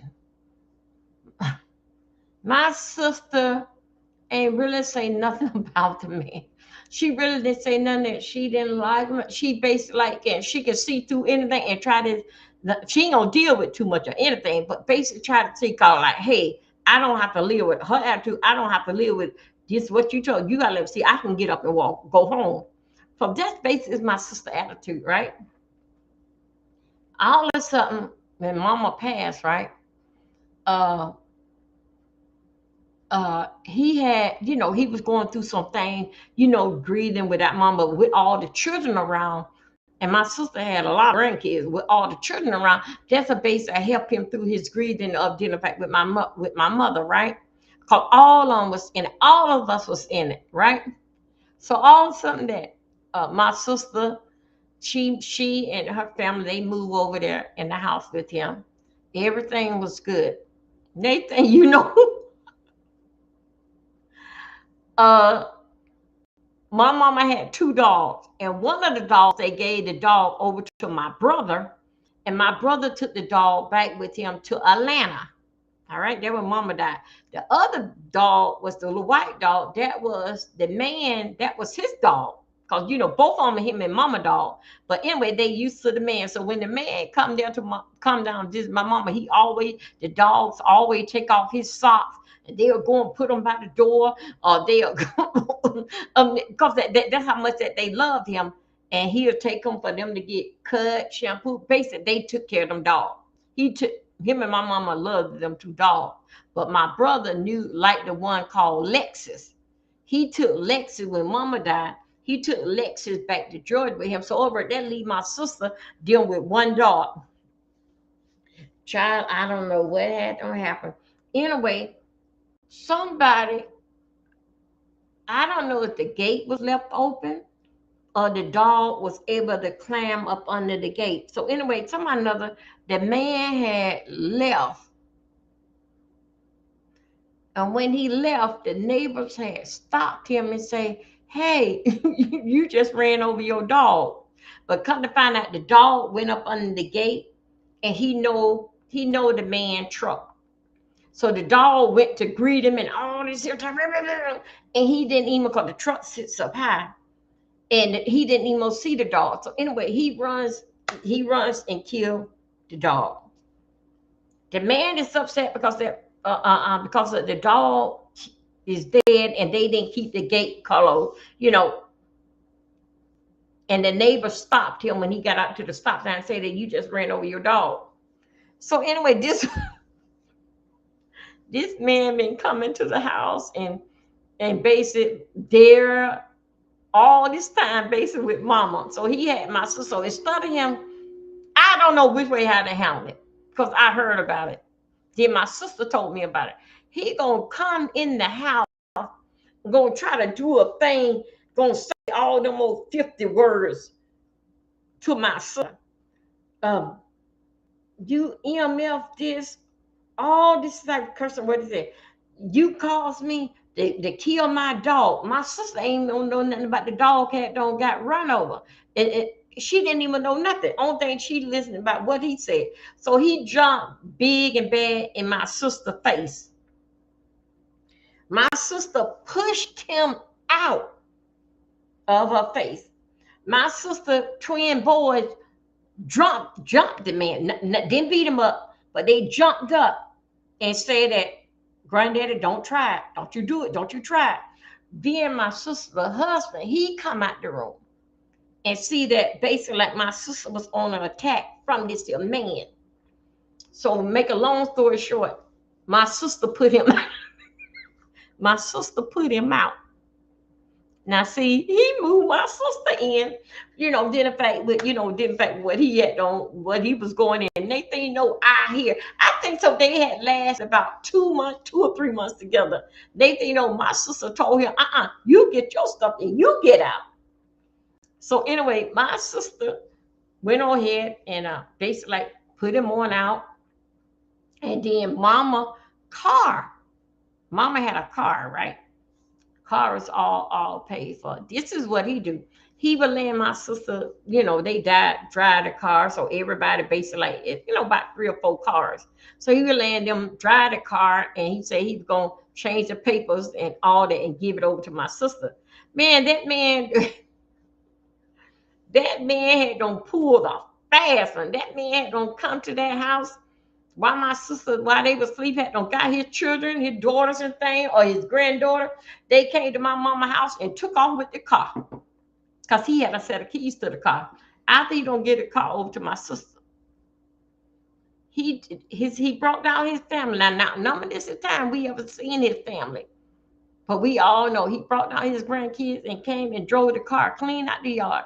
He was in his truck and his grandkid or either his daughter, one of his sons, they came and got the car and they took the car directly back to his house where his wife at, and he graded the car over to his granddaughter. Yeah, that's what happened. Yeah, and but meanwhile, when he had did that to my sister, he was smelling like alcohol. Hey there, Tiffany. When my sister said, get out of my face. And she pushed him because he had all, smelling like alcohol and all this type of stuff. And then her twin boy jumped up and said, Granddaddy, don't try it. Don't try it. And her husband came out in the bedroom and said, her husband heard them arguing, but hey, he ain't have nothing to do with it. Until that they found a little stubborn, because when my sister pushed him, of course he stumbled back, and then them boys jumped up and say, Granddaddy, don't try it. Don't try it. I'm concerned, I don't think my sister seen him no more since that day to the time she put him out. That's some damn shit. That was some shit. After all this here, what you claim, well, my mama had a thing you was taking care of, turn and found out that my mama 5 kids, the 5 of us. Now we're gonna add on your one. Didn't even like you from day one, even down to my big brother. They didn't like him from day one. My sister finally spoke. She said she never liked him either. Never like. Then we all just start talking about the things that we went through and all this type of stuff in there, and it just built like a whole we didn't talk to one another. Before we talked to one another, everybody had got grown and started moving out the house and all that.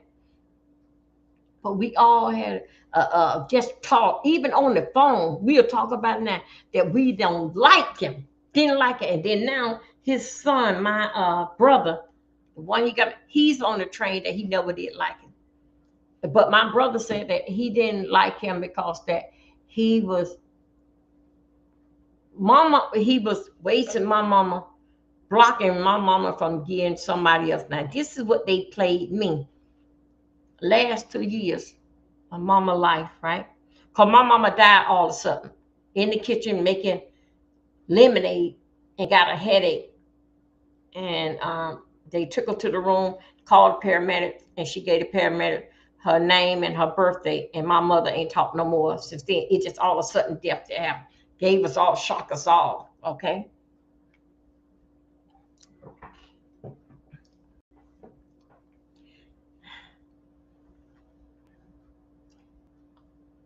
Now remember now, my brother, his son came after him.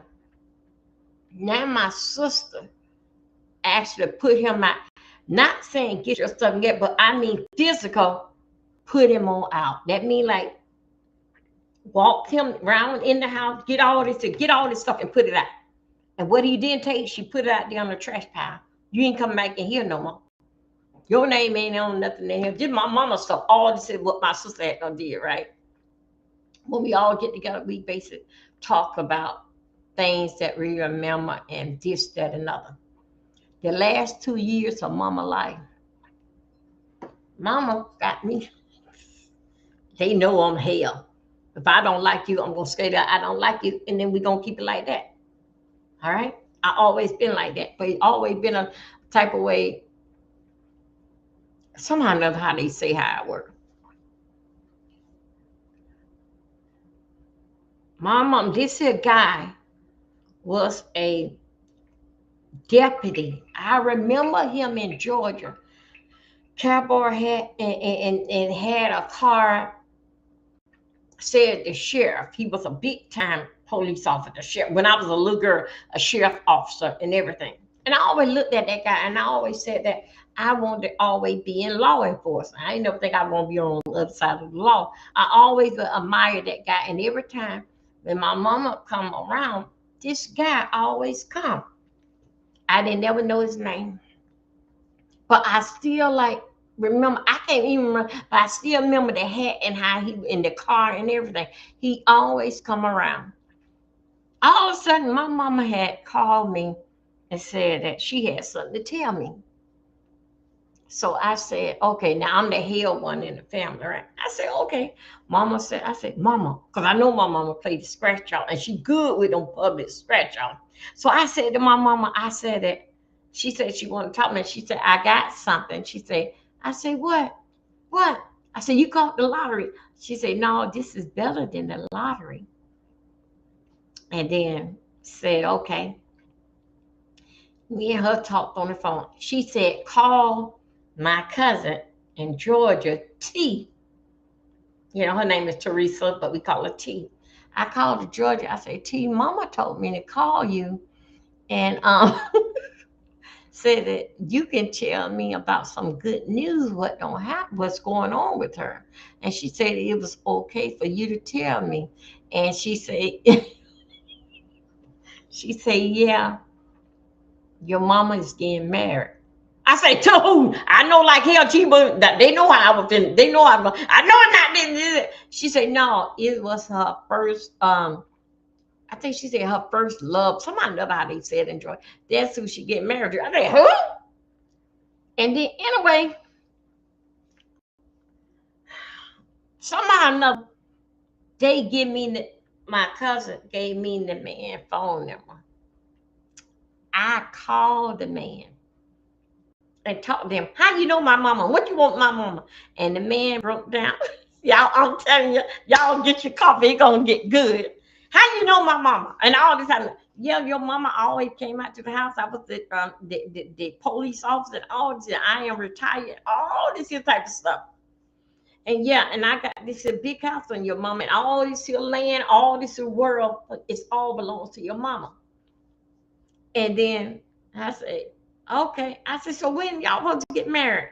He said, as soon as she get here. I said, well, when is she supposed to be coming to get there? He said that she supposed to be here in 3 weeks. I say, how long y'all been in touch with one another? He said, we never did lost contact. I said, so what you gonna get me? So what you gonna do about this other man that I don't like, right? He said that I'm gonna have a conversation with him and let him know that he been sitting there blocking me. It's my woman now. So anyway, my mama talked to my little brother, the one that he got. Now, remember now, my 4 brothers, they talking to the 2 youngest ones. That's me and my brother. My other 4 siblings, they didn't know nothing about it. So anyway, mama talked to my brother. Then somehow another, my brother called T, and then somehow another, the 3 of us, my mama never was in a conversation with her. 3 of us was on a 3-way talking. My brother told my mama to do it, to get married. He's not gonna marry, because remember, they don't already have it out. So somehow or another, he said, no, do it. I want you to be happy, mama. Just that, no, do it. So, okay. Time don't pass on. So somehow or another that my sister, my mom was having some kind of disagreement, right? We don't get involved in that. I don't even try to be no peacemaker. It would it would wear itself out, whatever they going through. But I heard about it, but it ain't got nothing to do with me. I'm gonna shut my mouth because by me working all the time, I don't even come around the family much. So hell, I ain't getting involved in that stuff. My sister, my mom was having a different agreement, and my sister was up in Texas. So I called my sister. I said, I got something to tell you, right? But I said, now we're gonna let it stay between us. So she said, yeah. And my sister keeps secrets forever. And sometimes she has to remind me of things what me and her don't talk about. And then she can go back with the year, who was this and who that, to bring back memories in my mind. So I said that, you know what's gonna happen? my little mess head. Supposed to be minding my business just for to stir some shit up because I know that her mama was already at war, mad, right? So anyway, I said, did you hear what's going on? She said, what? I said, mama getting married. She said, what? I said, yeah. Mama getting married to her first love back in Georgia. Do you remember this plan, this man, this man, this man? My sister like, no. I said, I remember him. And then anyway, come to find out, here goes my sister. I tell my sister everything that I know. So my sister, my aunt, my mama told the man that something about she don't love me no more. She want to go on back. Like, now after now, y'all, we looking at like 40 something years because they was together 43 years. And then so let's say 40, let's say like about 39 years. So anyway, I told my sister. So I don't know how my sister and my mama don't made up, but I had don't told her, right? What finna go down, and mama going to Georgia. And I'm going to drive her. This is what I'm going to drive her. Oh, all this stuff. And I don't talk to the man on the phone. And then my little brother talked to the man on the phone. All of a sudden, my sister, she called the man. But I had her on the three-way before I released the man number to her. I had my sister on the three-way, right? We was talking to the man, and my sister was drilling the man, and my sister gave her approval, said, yes, I approve for you to marry mama. So anyway, so we got three of us. We didn't tell my other brothers. We didn't tell them other three. We didn't tell them. So with me, my little brother, my sister, we all talked to the man. We just agreed, yeah, take mama. Yeah, that's okay. Yeah, we do. And then, yeah, we'll move her back to Georgia. All this is basically what we were saying. All of a sudden, that damn devil ass, my damn sister, mama told the man, my brother daddy, that she didn't want her no more. Somehow or another, the man not going to call me and ask me what's going on.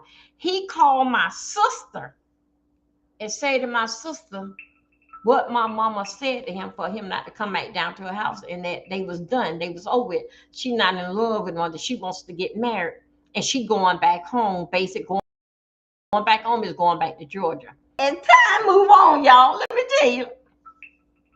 He called my sister, and my sister told him everything. And then my sister said, let me call D. And D would tell you herself, because she knew, she the one told me. They get on three-way phone and they call me. And I say, I'm behind it. Yeah, I told my mama to marry him.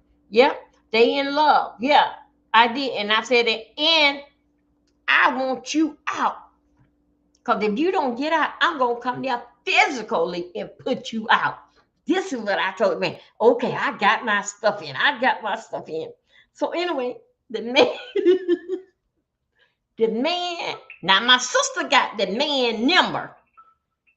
The man who my mama was dating, he asked my sister for the man number. Him and that man stayed on that phone. I don't know. He was at my mama house, maybe like 2 or 3 hours. My sister hooked it up and everything. She wouldn't get them, but she hooked up. The man was bold. He said, yeah. He said, he told him that he always been in love with my mama. He said that he was married one time, and he told my mama he gonna be waiting. She gonna be, him and her gonna live whatever, forever life together and all this type of stuff. This man start boo-hoo crying I'm not sniffing, crying to another man on the phone, and asked the man, will he leave my mama alone? And they had been together, that was the word, over 40 years. Could you go away? He said, I ain't doing that. Like I said, that's my woman, and I'm coming for my woman. I mean,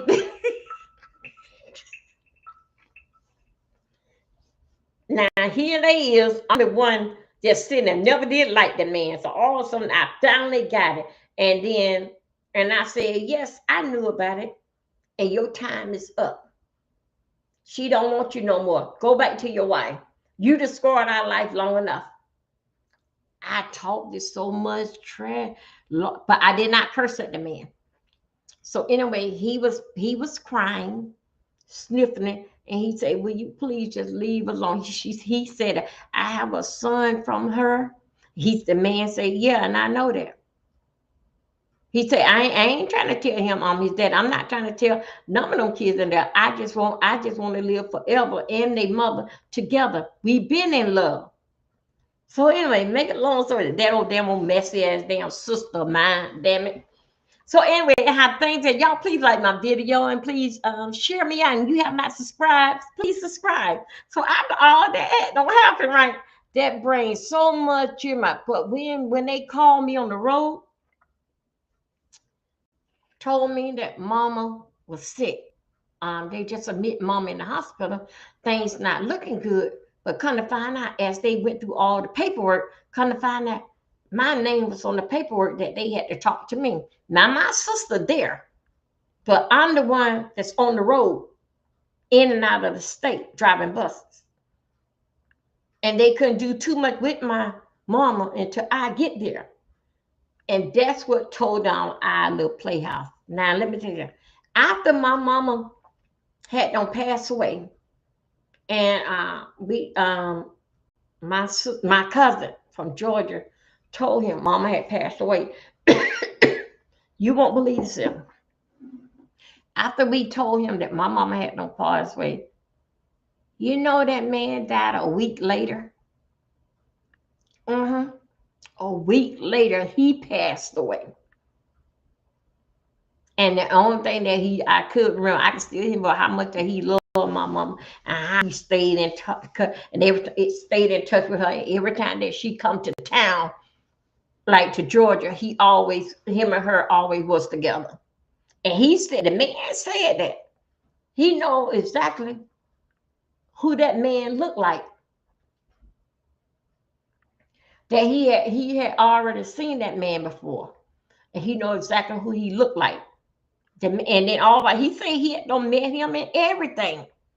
True love, yeah, I got, yeah. And she passed, and she never got married, no more. I think so. It was like in 69 or 67, 68 or 69 when her husband got killed. Now, back in the time when he had got killed, as you would say, my daddy, but that never did. And it was something about me was so different that I never did believe it in my spirit that my dad was dead. Now, let me tell you about these old shafted ass damn aunties and uncles that I got. They kept that stuff 40-something years from me. When my mama passed, that's when they started talking. Come to find out, they called me, and that man who mama was dating, the one that got the baby from, even he knew that my dad wasn't dead. My aunt, all of them, my grandmama always had said, your dad is not dead. I don't care what your mom said, your dad is not dead. As we move on and on, I finally got one of my auntie, and I asked her about it. She said that your mama didn't tell you. I said, no. Then my uncle came when my mama was living. I approached my uncle. My uncle said that, no, one of my cousins said that was older than us, but in our age range. He said, Larry said that, your mama ain't tell you yet, girl, about who your daddy is. Your daddy is over there, this, that, and other, so far. All this. I said, no, but I hear. So anyway,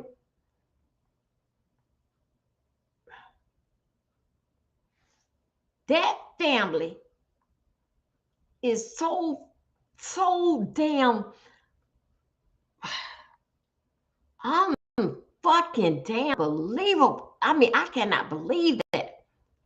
Y'all sit here all these years, and here I am asking. You know, when they start talking when my mama died, and guess what? The man that supposed to be my dad The man that who my mom was dating with uh with my little brother, he called my aunt, that's my mom's sister, and told him to tell Dee that her daddy had don't passed away. This how much secret you motherfuckers ain't no damn good. He called my aunt. They were living in the same city, same town, a couple streets over from them. He the one told her to tell me. Y'all, they played in my face real bad. Real bad. Right there, looking right there in my face. Right there in my face. Knowing that I had 9 brothers and sisters, and also, yeah, 9 brothers, and I'm the only girl. And the man basically, I had saw the man. The man came to my mama's house where we was living at in another city, and he had gold teeth in his mouth. I remember, and he told me to come here, and he told me that he was my dad. I still remember his face. Then after he had gone past, and I said to my aunt, "Didn't he have gold teeth in his mouth?" He said, "Yeah." I said, "He had a hat on." He said, "Yeah." I said, "He hung out with Uncle Brock, and they were drinking." He said, "Yeah." I said, "I already saw him." I said, he had came to my mama's house. When he come to my mama's house, my mama got back then it was the telephone. My mom called my grandmother and said, "Mama, could you tell brother to leave from here? He done brought Buford here to the house, and the man," she said the boyfriend name, "Charles is on his way here. Could you tell brother to leave and stop trying to start stuff?" But the man who she was dating, his name was Charles. He never did catch them there because Uncle Bro, all of them was in this car. They was all drinking and all that type of stuff. They had them pulled off and left. All this here, y'all, they played in my face. That's why I can't stand their ass.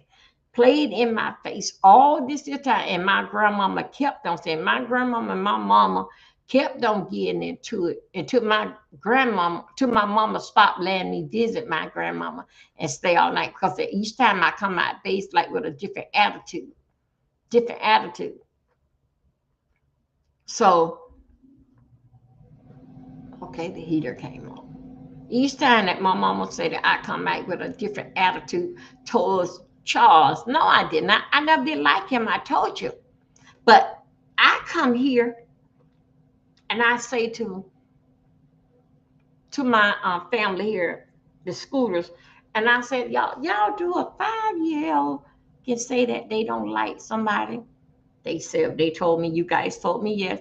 I said, what about hate? The Scooters told me, say, no, you got to be taught hate. I said, well, okay, no, I don't hate this person. Well, I didn't like this person. And then the Scooter tell me every time I bring up the story, yes, they say, yes, hate is be taught to you, but if you don't like nobody, that's basically it's your energy, your spirit that you didn't like nobody, like this person. I never liked that guy. And I say right now, I can't say I wish him all the best because he don't live the best years of our life.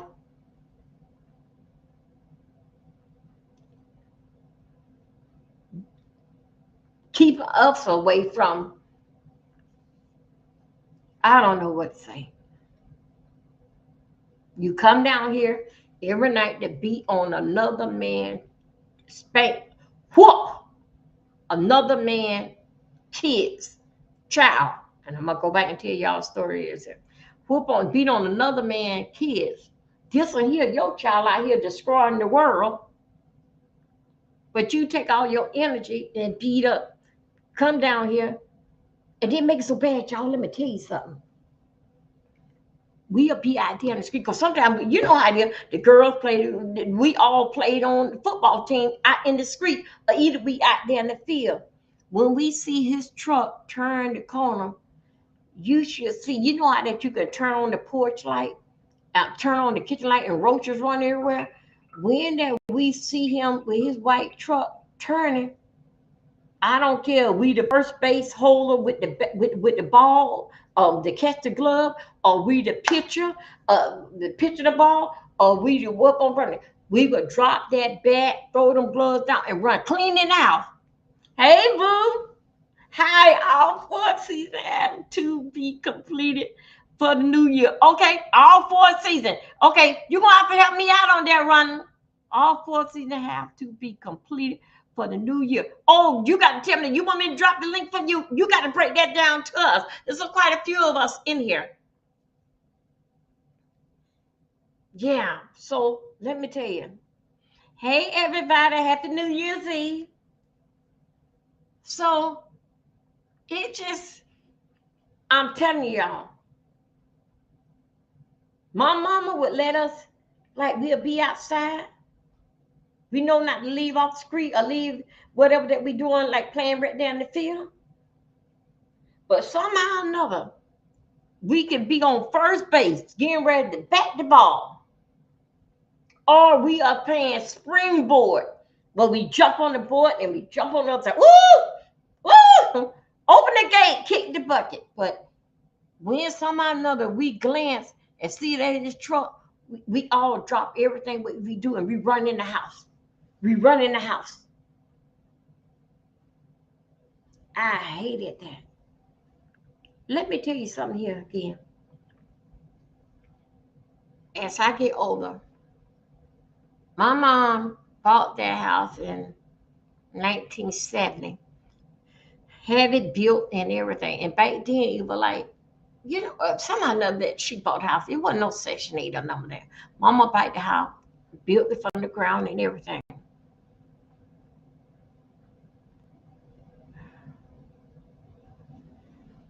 What I could not understand that,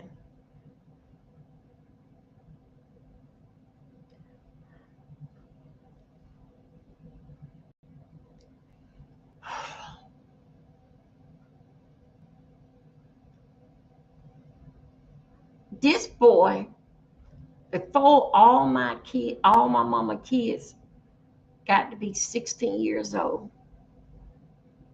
we all was out the house.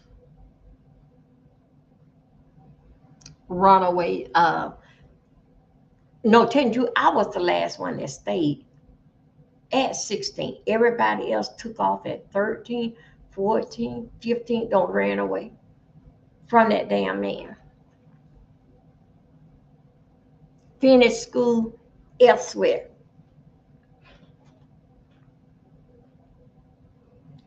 That man did not weaken.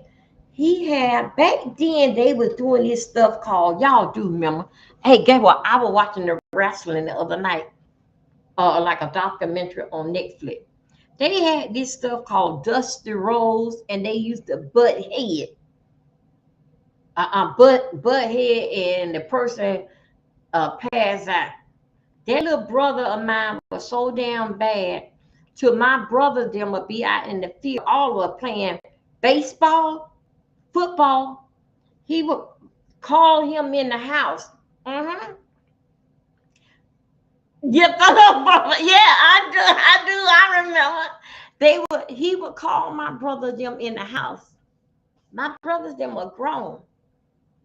Just for this little badass little boy to butt head, boom, and put a big knot up on their head. That's teaching him to be tough. This same old little boy, we'll be out in the field playing baseball or whatever that we playing football out here in the field.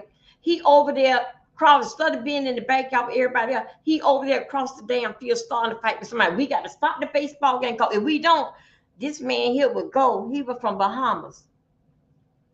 I need y'all to come here for a minute. That's the one that introduced the little that I know. That's the one that introduced my mama to, I'm going to call it like deadly weapon to spank her. We were that bad. He the one brought in there, did in fact with sugar cane, yes, because he was from Mama. Sugar canes, taped up sugar canes after sugar cane to whoop us with. For what?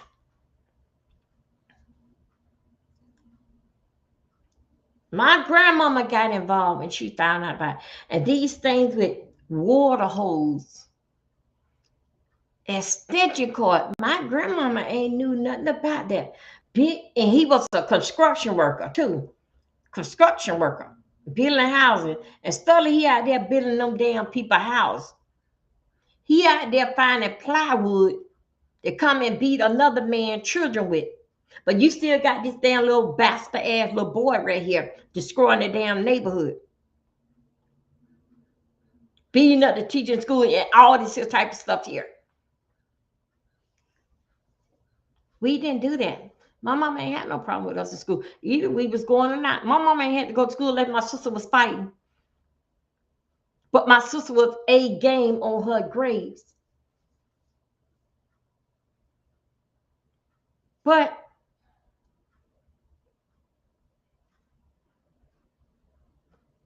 I never could understand that. How could you come and introduce somebody else how to abuse their kids with sugar canes?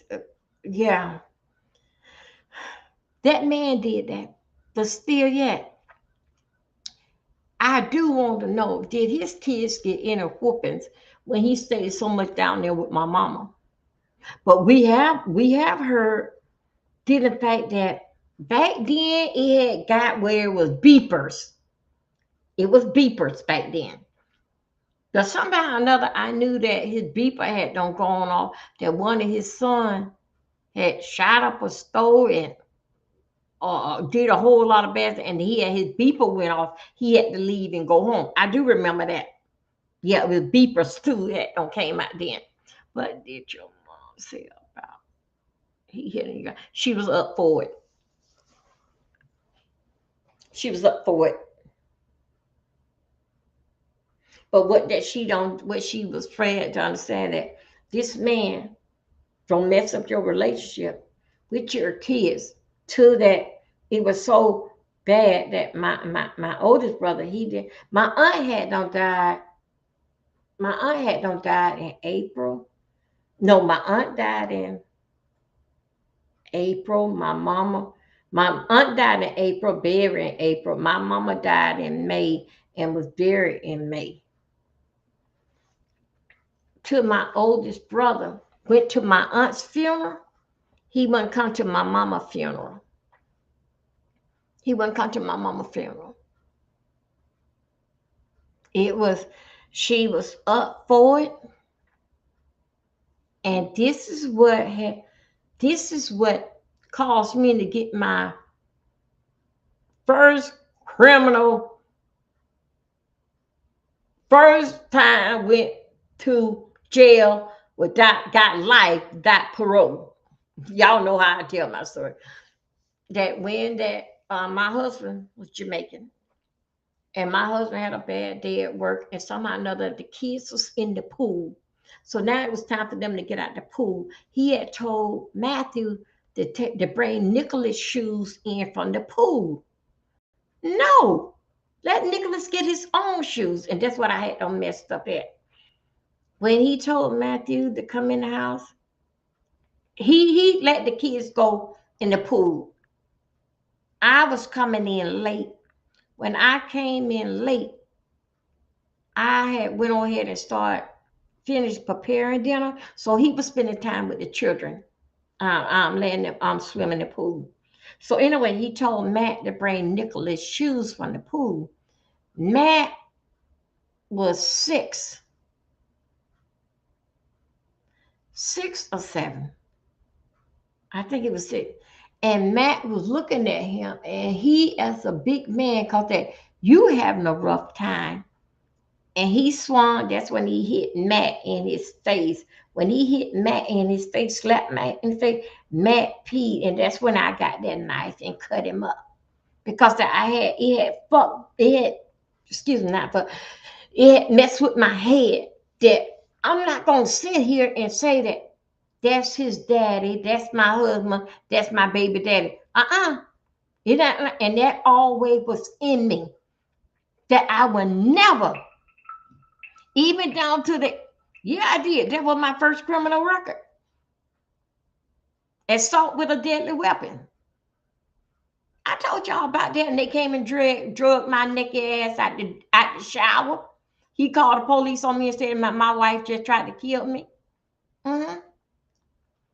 No, I wasn't going to stand that. No, I'm not going to. No, I will not. When I see him do that, it brought back memories when that man had slapped my oldest brother. My older brother, I think my oldest brother, like about 13 or 14 years old. It's something dealing like with a Phillips screwdriver. He told my brother to go and get a Phillips screwdriver. My brother didn't even know what it was. He was in the kitchen drawer basically looking for what is a Phillips screwdriver. And my brother didn't come back quick enough. And when he went in the kitchen, my brother was still looking for the screwdriver, but the screwdriver ran out. My brother didn't know. And he reached back and he slapped my big brother. Bam! And my big brother peed in his clothes. And my mama used to walk around, oh, I ain't got to worry about Charles. They never abused my kids. Charles never, and she didn't even, if she knew, we couldn't even say nothing about it because we'll get a whooping when he come down. So we basically had to hold it up and keep that inside of it. Each one of us had saw that. But when my husband did that, it ain't no damn days like this here. I don't seen this shit and grew up on this shit. I be damn. Take your feelings and your day that you had. Either you take your ass in there, go to damn bed, or go down there to the domino place. And then when I came in the house, I didn't ask no question. I just started. I didn't know it was something dealing with Nicholas' shoes at the pool, bringing Nicholas' shoes from the pool. I didn't know it was dealing with that. Only thing I know that when I came in there and I started finishing preparing dish, he was talking to Matt and he was closing up the house, locking up everything, locking up the pool. But I didn't know that he had already said that to Matthew. Only thing that I know that I came in preparing dinner, but all of a sudden that he was talking to Matt, and then when he hit Matt, oh goddamn, that thing ran through my damn body. Lord have mercy. Lord, that thing ran through my body. I don't know where it had to happen, but you know how you have them knives, them butcher knives right down the counter.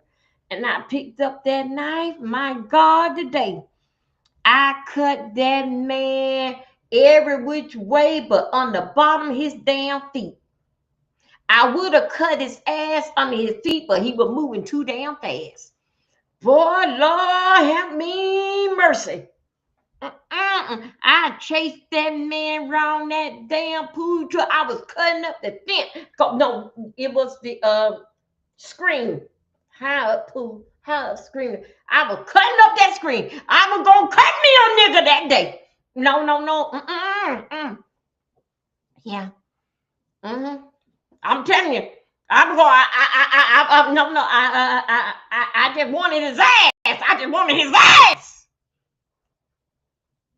No, I couldn't do that. No way I would have sat there and say that that's my baby daddy and that's my husband. The hell with that. Nigga, you a nigga out in the goddamn street. This is a death goddamn. No, I wouldn't go for it. And that's when I came a certified damn criminal that goddamn day. But anyway, y'all, it's really, yeah, it is. Even though that, I'm really is telling y'all, I'm telling y'all the truth. And that's what happened. And I had me and him had talked about it. And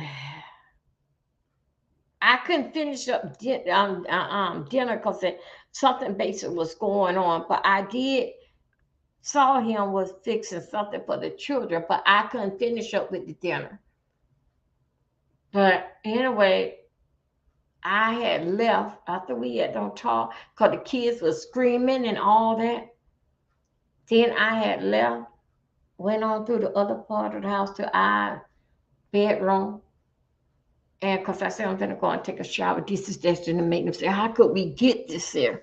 And that's when I saw him picking up the phone and he was telling the police, I need the police. My wife just tried to kill me. And I said, you better call them back because that day is going to come out here. And I went over there, didn't think much. I did was thinking of it, but I didn't think really that much of it. Cause we had just don't talk. And then next thing you know, I was in the shower with Mr. Bubbles. Bubbles, bubbles, bubbles, bubbles, bubbles. And that's when they knocked on the bathroom door and jacked me and Mr. Bubble ass out of there. Told me that I can put on my clothes. I didn't need on no panties and no bra. And they escorted my black ass out of there. And I had told them, no, not in front of my kid. Don't put handcuffs in front of the kids. Let me just let's go around because the house is big. So we cut through the dining room, main former dining room area, went down to the living room to go out the front door. Don't go around this way here because the family room's over there and the children would see. So anyway, they asked my husband what was going on. My husband would not talk to them, so they went and asked Matthew what was going on. He said that my mom got the knife and cut my daddy. Cut my daddy. That's what happened. So they escorted my damn black ass out of there, got me outside, and that's when they put the handcuffs on me, and I went on downtown, still dripping, still hair wet with Mr. Bubble. Went on downtown, and then I called my mama, and I told my mama what had happened. My mom and my sister, my brother, they came out to the house, and they were, or either they called and asked what was going on. See, I had to call them and told them what had don't happen. So now I think my sister and my family called to the house and see what he gonna say what happened, and this, that, and another. But I do know that they said they caught him. So anyway, they said that, well, okay then, you got to see the majesty in the morning because I had the deadly weapon, right?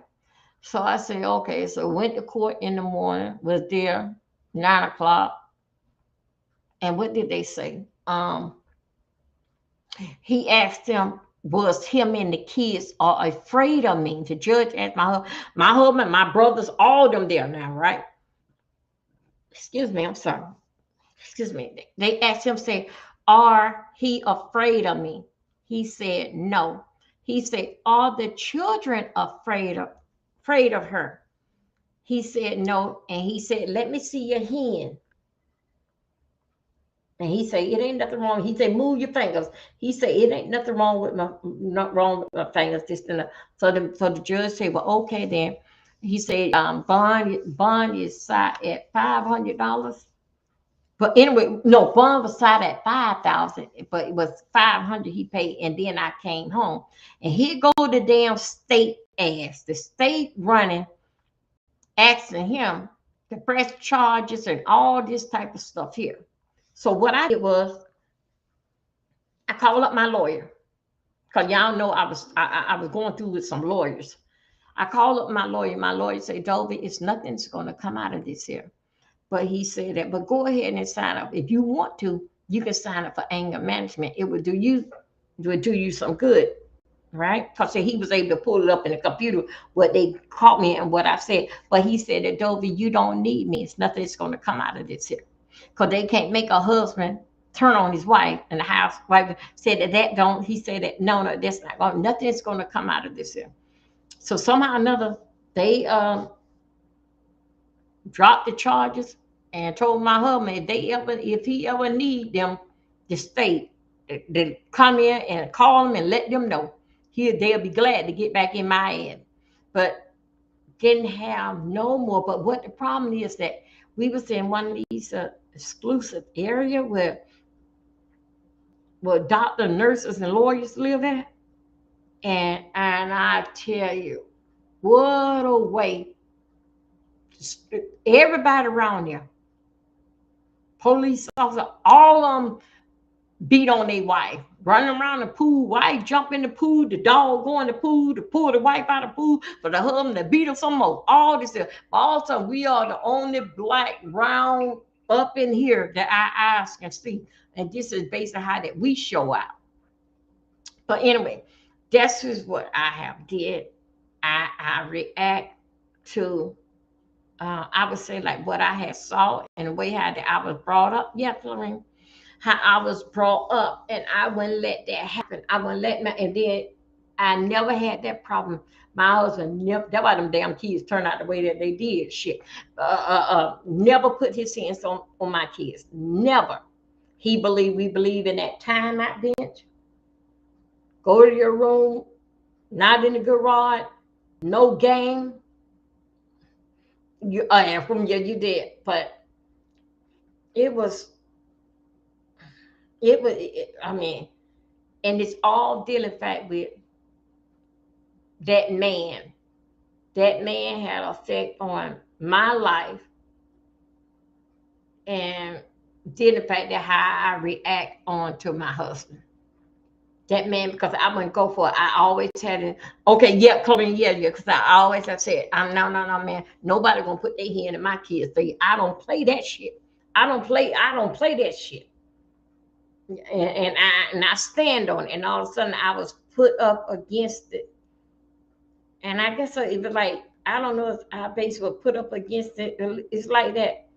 You say nobody ain't gonna put your hand in your kid's face. You know, like I would say, yeah, okay, yeah. Yeah, I had a total flashback. And I don't know if I was put up against it. You know, like a person said that I'm not gonna smoke no more. I ain't gonna do that. All of a sudden you get around a bunch of friends, then you start back smoking and drinking. Then you got to start all back over. So I don't know that. I don't know that really like, but it was. I don't know which way how to say it, but yes, Chlorine. Yeah, I would say I had a flashback, but I was so angry, but I didn't know that it would come out there with anger. And that's why I learned a lot of time when I do my when we do prayer in the morning when the spirit wake me up. That's why I always say that anger would cause you to sin. And that's what I had got that from. That anger would cause you to sin. And when I had and anger, not only is it and anger will change your life. And then did you know, even when I was driving for the school board didn't bother me. When I saw the school board didn't bother me with that was on my background. They didn't even bother me. Because they see it was an open and closed check. And I had the police, I had the record to show them that this was didn't favor a husband and wife. That school board let me drive them kids. The person that backed my ass up wanted to go and get more and more, and I never had it sealed, was Greyhound. Greyhound the one go and want to get down more. This is not no more. They had to go back slow to anger. Yeah. Yeah. And you know what? Those are them dangerous ones. Greyhound backed me up. Even though I had this here paper for so long, as I think of it, Greyhound want to base it up to date. Even though they did a background and they seen that there, they still want it to be another printout for, like I just got a printout of it today. Well, I always kept it in my folder, and I just found the school board was okay. Between husband and wife, the charges had been dropped and just that another. Nothing didn't come out of it. But not for Greyhound. Ooh, no, Greyhound. Yeah, Greyhound really did put me through it. And matter of fact, even though that Greyhound had don't hired me and I went through the training, and you know what they did? Even though they hired me, drug test me, I'm going through the training, Greyhound still come off of my ass. And I thought that basically like, okay, it was done and it was over with. And shit, Ben don't happen. It was like about 7, 8 years ago. Greyhound, about 3 months later, they snatched my ass up off in the bus. Go back and get more paperwork. I had to go and drive 3 hours away back down to private county and get another printout. All this type of stuff, this and bring it back. 3 months after I don't been on the job. But the school board went through it, seen it was an open shut place, and I had the paperwork and all the time. The school board went on with it, and I went on through training and everything. Drove the kids and everything. 8 years later, because people are saying that 7 years it'll be off, or somebody know how they had me thinking. 8 years later, Greyhound did that up. No, go back down there. We need more. And came back with the same old paper, but only thing different, it had a different stamp on it, notarized stamp, and this that for today's day. You know, they didn't want that old paper. So anyway, that paper, but then in fact with anger, yes. And then when I look at and like when I say like my stories that I be talking about, then in fact with anger.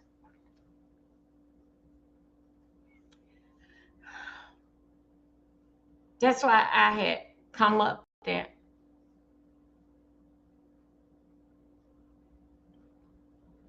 Anger would cause you to do a whole lot of regret. Do I regret from with that knife cutting my husband? Nope. Nope. No, I don't regret it. Would I have did it again? I don't know. It never did cross my mind to do it. He know where I stand, and I know where the law stand. So we both learned something about it. He see that this law would come and turn our life upside down, and I see too what that would cost me. But I won't see my kids no more. But did I regret it? No, I didn't regret it. This is not damn Jamaica.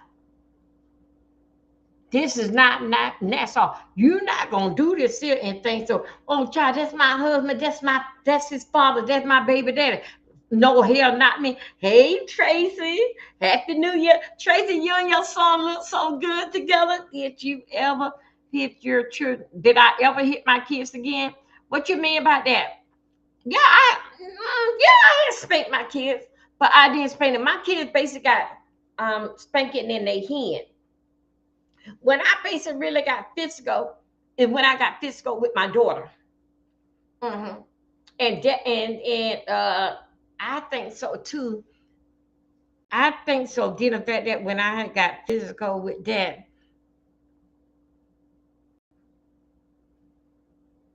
wait a minute. I'm sorry. What did you say? Read. Y'all be overlooking. Thank you. Yeah, no. With my daughter, basically, telling the truth, I will paddle them in their hand. And they'll go like this. I will tell them, but I always look at it that if dealing fact with, I didn't like whoopings. I was afraid of whooping. And I know that if it hurt my behind, I know it will hurt my kids behind. But I paddled them in their hand and they got to go. But dealing fact with what happened, dealing fact with me towards my daughter, y'all, that I don't know, that probably I really can't say did your husband ever hit your children out there? No.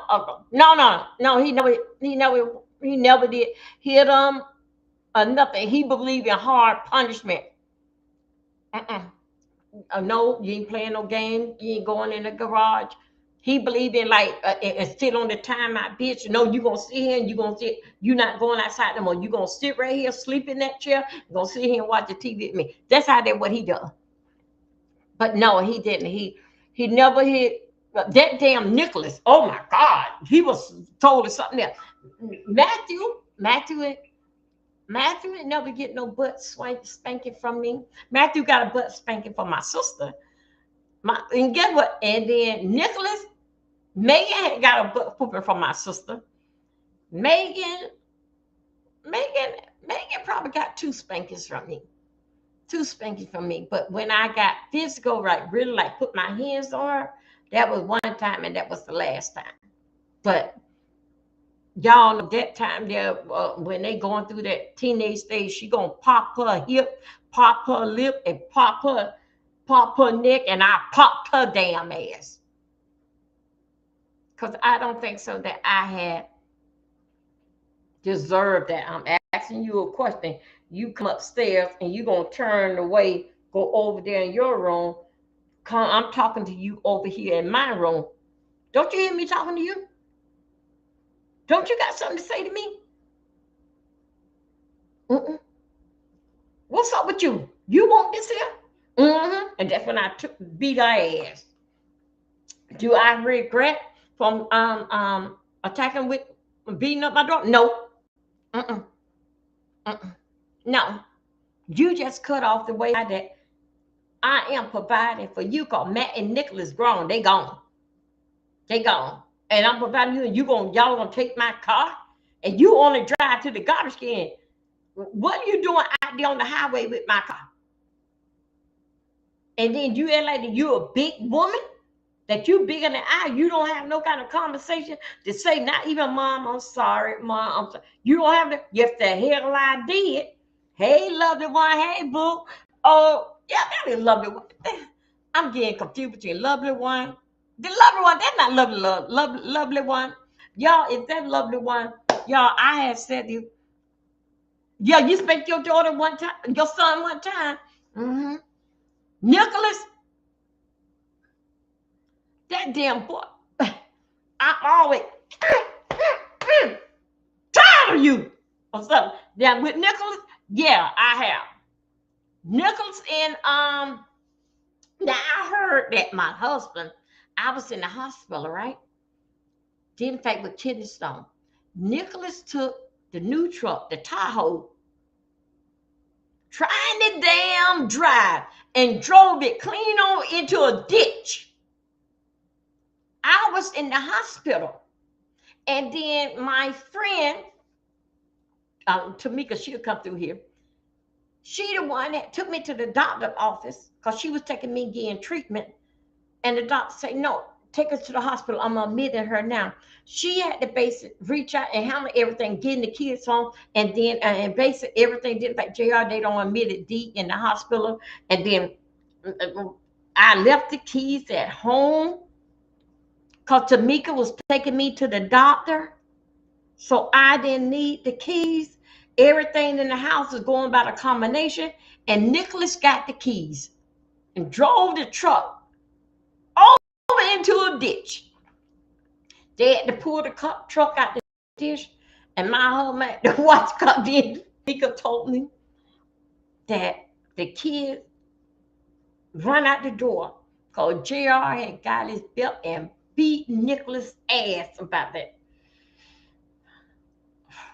I cannot do nothing about it. And then all inside the car.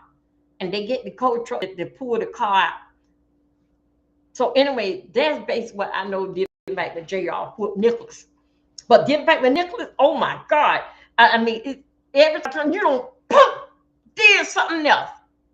So anyway, so getting back with Nicholas, yeah, I got in Nicholas' ass. Oh yeah, I stayed in his ass. Megan was good. Megan was good. Matthew was good. The only thing different when I did back, I figured that really my sister spanked them because that my kids had a lot of mouth. And what I let them get away with, and JR let them go, my sister not gonna let them get away with that. So anyway, so that's basically dealing back with them. Y'all, is that lovely one, y'all? I got to say this here. I had said to y'all when I had got my gift. And is that lovely love? How you doing, love? Best of health for you for the new year. Okay. But is that lovely one? Lovely one. Send me a beautiful gift, y'all. Matter of fact, you know how some people really don't want you basically like saying their name. I didn't know where the gift came from because it didn't say nobody's name. But I knew that it had no cover. You remember Club Chat? We all was here and Club Chat sent a gift and it said for Club Chat. I didn't know exactly who he had came for. That was Thanksgiving. So somehow or another, uh, Amazon, I didn't even know. I had got a notification came by, and it was saying something about go to your front door. It's a package at the front door. I goes to the front door. I look. It still ain't dwelling on me. I brought the package in here. I looked around. I think it was an Amazon package. I looked around to it. I was trying to see who it was. Then I opened it up. Amazon had them put in Amazon bag, and it didn't say like like anything on the card. So I say okay. So I put my name on it. Oh no, I got it right here. Did you find it out? I sent. That was you. Did you find out who's? Oh no, it was somebody. I know it didn't even say. It just said from Club Chat for Thanksgiving. So anyway, lovely one say, go to your front door. It's a package outside. I didn't think nothing of it. I came here and I looked at the package. I said that I wasn't gonna open it until y'all remember now my channel went down for 7 days. I said I'm not gonna open it until I open it with the scooters and tell whoever brought it to me, thank you. But whoever brought this to me, they probably don't want me to say their name out. So okay, I waited till my channel come up, right? Let me show you how to give.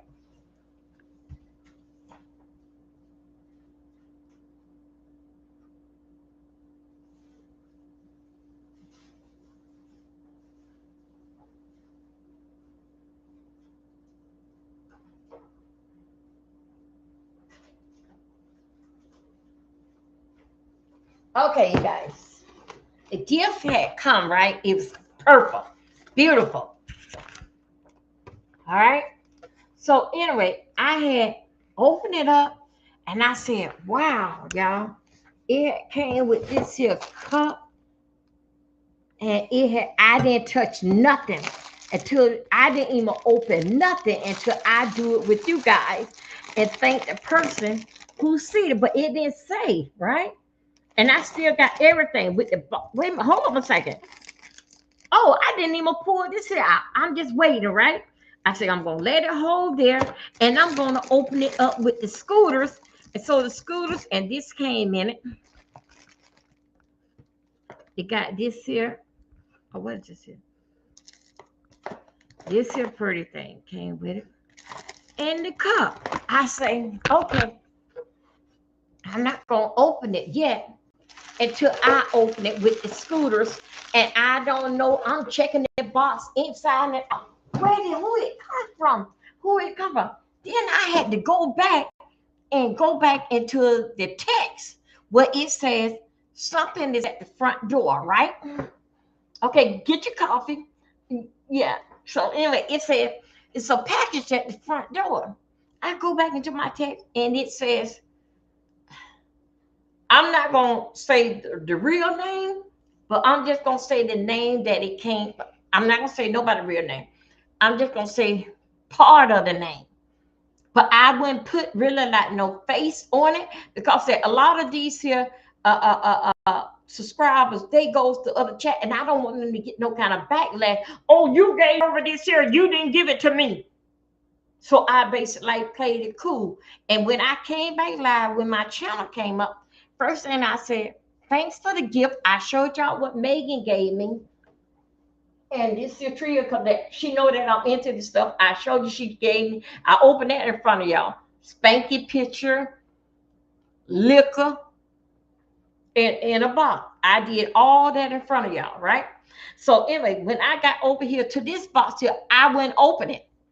I see what's in it. I didn't open it because it's not open yet till I get the person right to go with. So anyway, this is what I did. I had did like a all call. I say, thank you, lovely one, lovely one. But I'm sort of kind of still confused because lovely one 2.0 is different than lovely 4, something like that. I'm sort of kind of confused, so I just highlight and said that thank you for lovely one, lovely two, somehow or another that I put thank you for the gift. And I thank the person that sent me the gift, but then I say thank you for the gift for the person that sent me this, but it don't say who it's from. But I said that, but I thank you. And I said, club chat, thank you for the holiday. I thank you. So that basically like just little things like that. Then I had a friend, she was speaking to me. She said that I'm making you something. And she said, I'm going to send it to you, but, oh, this is my cousin right now. Reed, hold on a second. Reed, hey, cuz. Hey, cuz. Hey, girl, how you doing, sweetie? All right, let me call you back. I'm soon finishing with this live. Okay, all right, then. Okay, bye. All right, bye. So anyway, I had said, and I just said thank you, but I didn't, y'all, because you know a lot of these people, I know their real name, so I basically like just throwed it over. I wouldn't even gonna say, yes, you did. I showed y'all the liquor, and then I just throw the bottle still right over there. And I basically thought it because I don't want to say nobody's name. And then the package did not come with nobody's name. And I wouldn't say it because I don't want nobody to get no backlash in another chat room. You gave this here, this, that, another. And I heard Dovey, I was in Dovey Bush, did that. So just like did the fact with Sean Bradley thing, I just know that somebody said on my community wall, thank you. Because I said, thank you, Club Chat. But it really ain't give me nobody's name on the Club Chat from Walmart at 6 o'clock in the morning. Y'all was here and I was scared to touch the stuff. So anyway, I basically had said thank you. I did had called Lovely One, but I just said Lovely One. I didn't say Lovely One 2.0 or Lovely One 04. I just say enter that because they're trying to keep it cool. Trying to keep it cool. But Lovely One did send me a text me and say it's something at the front door. So anyway, I did have think you are both Lovely One and Lovely for you, both my name. Lovely One. Okay. But okay, it's a Lovely 2.0.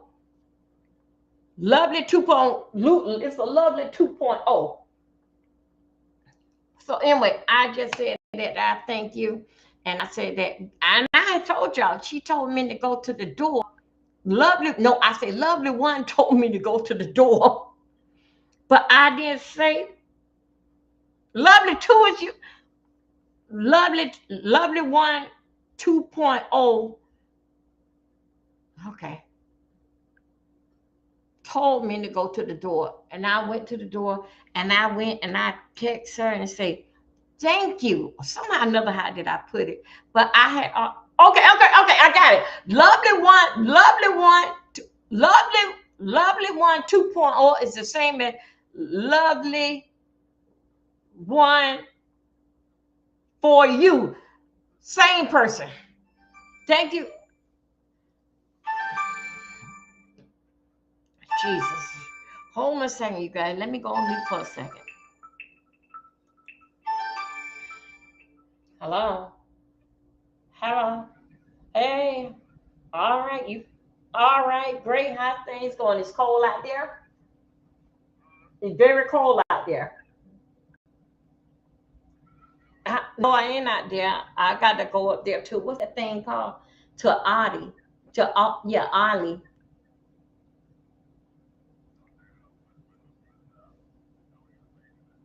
It did? Oh, okay. You. Oh, okay then. All right. So let me call you right back. I'm going to end the line. Let me call you back. Okay, but anyway. Okay. So anyway, Thank you, lovely one. Yeah, I had it all damn mixed up. But yeah, I did shout out to the live, but I didn't never did like a lot of things that I know, but people I don't even say. But anyway, I thank her, and that this is from Lovely One, Lovely, Lovely for you, and Lovely 2.0. Thank you. Is it okay? I open it now. I didn't even open it. I didn't open it. Is it okay? I open it now. Let me see what she said. Cause I wouldn't open it, y'all. I didn't open it until I found out exactly who it come from. Cause it could have been a mistake. I even got the box, the Amazon box. I wouldn't get rid of none of it because I really ain't know who it come from. So yeah, she the one told me to go to the door. Hold 1 second. Wow. God, and it's my favorite color too. Y'all, you know I ain't do no gift register. Yeah. Wow. There we go. My God, today. Thank you. Oh, yes. Oh, yes. Oh, yes. Thank you. Oh, my God. Oh, my God. I didn't open it tonight. I just not open it with y'all. Thank you. Oh, my God. Damn, man, she's good to me. Yes. I'm sorry. I'm sorry. Hey, Ronnie, you back in here? Brianna gonna sit on you when she fire you. I'm gonna keep my stuff ready here. I'm gonna cherish this here box. Okay, wait a minute, y'all. Let me go with this in here. Y'all, this is a blessing, man. Dang, man. And guess what? It's my favorite color. And I didn't even make no gift raise. But this is something that I like. Yeah. Now I'm opening all this here in front of y'all. But thank you. Thank you, lovely. Thank you. Thank you, man. Hey, man. Yes, Lord. Santa Claus been good. Oh, my God. This is, I love it. Yes, this is me. Thank you. Oh, my God. Thank you. Yeah, this is what was in there. Wow, yes. Lovely one, you're gonna be in big trouble, but guess what? You can handle it because I know you gonna learn now. Y'all, guess what? It got this here in it. It got this here to clean out the tube. Yes, I'm keeping all this here. Yeah, just a little. I'm putting this by my bed. I'm putting this right by my bed on the nightstand by my bed. And then also too, it got this here card in it. Oh, it got a flower in it. Hold on a second. It got a flower in it. It said this is flower. I wonder should I open it? Wait a minute. I'm gonna open it and I'm gonna put it right back. I'm gonna cherish this here stuff. I never had this here before. Wait a minute. I never had this here before. I can't send these people nothing as a gift, just as in a thank you, because that nobody don't want to give you their address. This is said especially for you. Yes, and I'm putting it right by my bed. Thank you. Boy, thank you. Thank you. Especially for me. Who is this here? Nobody won't give you their address. Even if they got a P.O. box, they won't give you nothing. Even for you to even send something to thank you back in, even down for their birthday, they won't give you nothing on them. Praise God. Who is that? Okay. Who is that? Oh, thank you, Prima One. Prima One, don't get in trouble out here in these streets. But yeah, they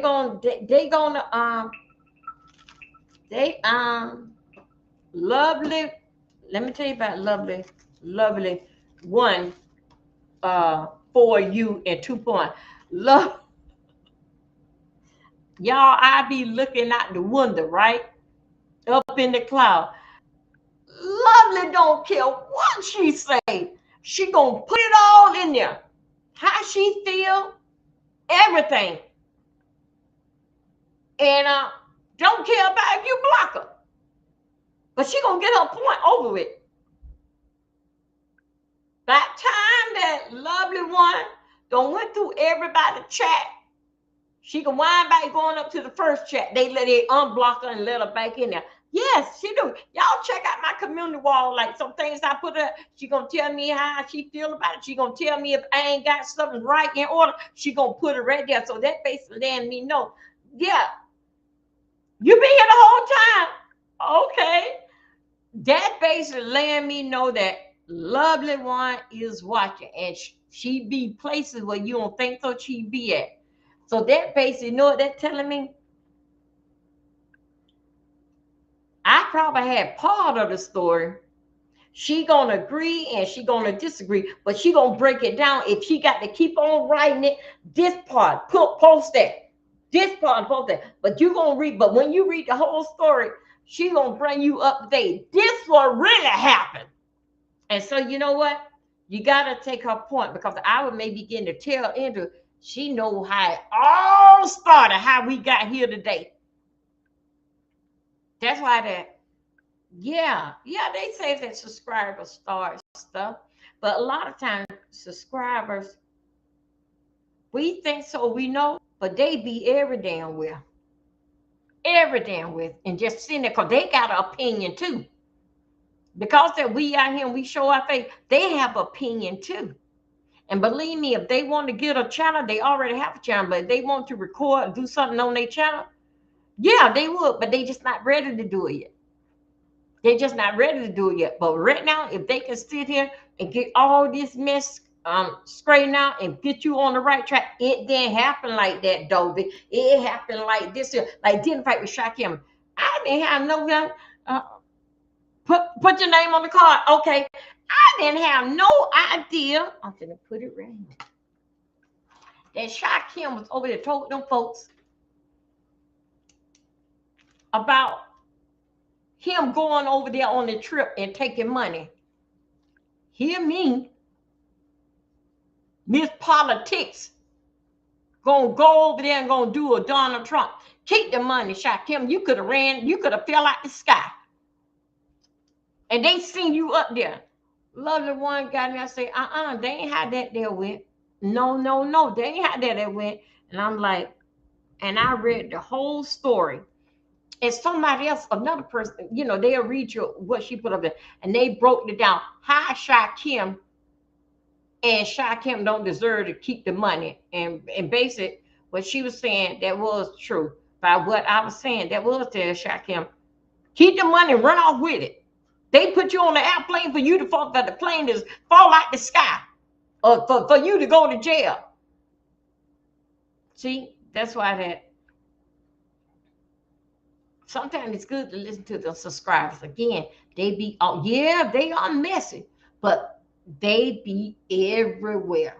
Listen to them. And then if you take up, and that's what I'm doing also too, y'all, for the new year.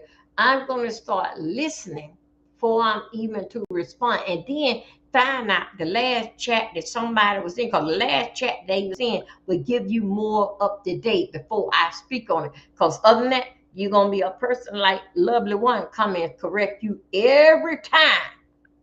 No. And basic, what she basically saying, before you damn talk, get the fucking know all the damn information right. That she did not say that, but that basically what she's saying. Y'all don't think so? Y'all don't hear them damn call-ins? Uh-huh. So anyway,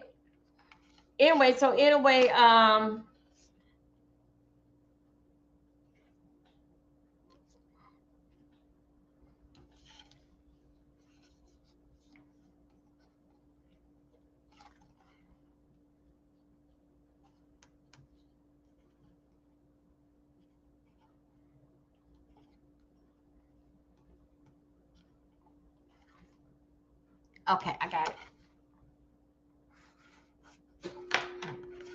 And I'm putting this here. This here gonna stay right here by my little desk over here. This here gonna go by my bed. And this here, I think so. This is for this is something cold. I'm gonna need it tonight. Thank you. Thank you, lovely. And again, I want to send something back in return, but I know another way how that I can send something. And then I got my candle. Yes, this is gonna keep my bedroom. Y'all look. This is what I want. I like little girly stuff like that. And I'm gonna put this right in my bedroom so to keep it refreshing. Never know, Johnny be good may come over here one day. But I ain't expecting him. I'm good. So anyway, y'all. So let me tell you this here. Thank you, lovely one. Again, thank you. Thank you. But I know I will kick. Oh, there we go. Y'all, okay.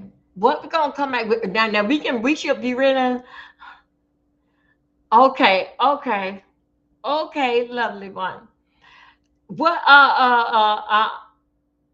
we're gonna come back in a little bit and then we're gonna do the things that we don't want to see in 2026. Y'all, Lady Nico got out. I don't know if she got out the hospital, but I know she had surgery. So anyway, basically, for the new year, I was into her Member Live, and the Member Live had said, "I'm not into the Member Live. No, I'm not. I wasn't in the Member Live. It wasn't no Member Live. I don't think so. Anyway, I was over there yonder, um, in the I'm one of the members over there, and basically, okay, lovely one. See, I told you she was coming. I told you. I told you. It says. It says, and of course, I think so. It's all right because if you put it in the member, those that not a member, they basically want to know. And this is what it have said. Um, okay, that was 7 something. She's she a little down. Well, of course, that the new year coming in, and here I am laid up here. Y'all could have had my surgery a little early, then at least I would have been in a better situation. That I understand that I would be in a better situation. I'm just saying this here didn't fact with me, instead of laying up here in the bed. At least I could have been here, moving around with Jalen and her other son, her other grandson. Wait a minute, hold up. It says, come on. Okay, let me just go right over here to how we go later that. Okay, this is what it said on the community wall. It was inspired in 12 hours. Hold up, let me see. Let me see what would it say. Okay, this is what it said. It's gonna expire in 12 hours. No, I'm not. No, I'm not. Hotel, no. This is what it said. And we need to take these things in consideration. I'm having the worst year of my life. These past 2 years, laying in this hospital bed definitely had left me empty. I can understand that. Emotional, I can understand that. Spiritual and financially, I can understand that. Lord, just do it for me in all areas of my life. I got to leave her a comment. So anyway, some of the responses said, AI will keep you in prayers and wishing good health for the holidays and beyond. Sending prayers and hugs and love. One say God is making a way. Stay in the game and fight. Yes. Hold on, change is coming. That's right. That's good. God got this here. Let me and that's what basically it is saying. And anyway, you guys, that's all that I have to say with Lady Nika. But let me tell you something. For the new year, let me tell you something. New Year, break that curse. You remember that we just did like a whole hour talking about McDonald's. Should I offer to go? Yeah, those things nobody. Yeah, that's what he said. He offered to go. Nobody. Yeah, that's right. Yeah, that's what she was saying. I know for me, it's getting frustrating with these favorite, and you don't even know them. Yeah. Um, this is what I want to say. Did in fact with this year, break the curse. Break the curse. Break the curse that I ain't going in no doctor's office. Not this time here. I'm gonna break the curse. There's a cycle of this is going on. You gonna have to break the curse. And whatever month that these things start in, you're gonna have to learn how to walk on eggshells and tip over so that this curse won't continue to go. Because for the last 2 years, break that curse. It's not gonna be me, not this year. Mm-mm. And no. Oh yeah, you got me the last past 2 years. It's not gonna be me this year. Because I'm gonna show you better. I'm telling you, watch this here. Sometimes we have to stand there and look at our bully in the face, our bullies in the face, and the bully is dealing back with your health. Get there, take your medicine, get some exercise, and do some other stuff. I don't know what it is, maybe some home remedy. But you're going to have to break that cycle of curse that this is going on. You're going to have to break it. Because on about it, until you break that curse, it's going to keep continuing the cycle to repeat itself.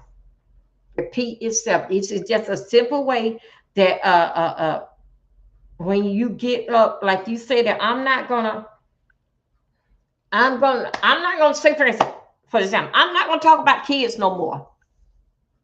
For all of a sudden, the person come to you with a good jab in you and talking about your kids. So you are put up against the wall. Is you going to respond back talking about their kids? Or are you going to talk about something else and get them another way? Because you're going to be put up against it. So you're going to have to break that curse. And somehow or another, this is curse. This is always find the weakest spot on you. The weakest spot, and it will work on you. It will work on you. You're going to get through it. You're going to get through it. You're going to get through it. But only how that you're going to get through it, you got to stand it up in the face. Because a lot of people don't have it. I'm not saying Lady Nika or who's there, don't have it so good on the internet with people basically giving and giving to them. To that when hard time basic come through, give to them. In fact, with things like with I would say allegedly with lies, scams, all that. I'm not saying her, but just so when hard time basic come in, when them money start rolling in, you got to look on the days when you really didn't need it, and all the stuff that you did, all that one outweigh the other. When you see that one outweigh the other and get everything to come together, all dealing fact when you, because I have told y'all, dealing fact with karma, it's not what you do right here today and it gonna get you tomorrow. What you going through today, this stuff don't been happen. This stuff don't been happen. It could have been somebody in your life don't did it, but it gonna get your attention. Same thing, something that I may do may roll off on Spanky, maybe Spanky kids, but it going to get your attention.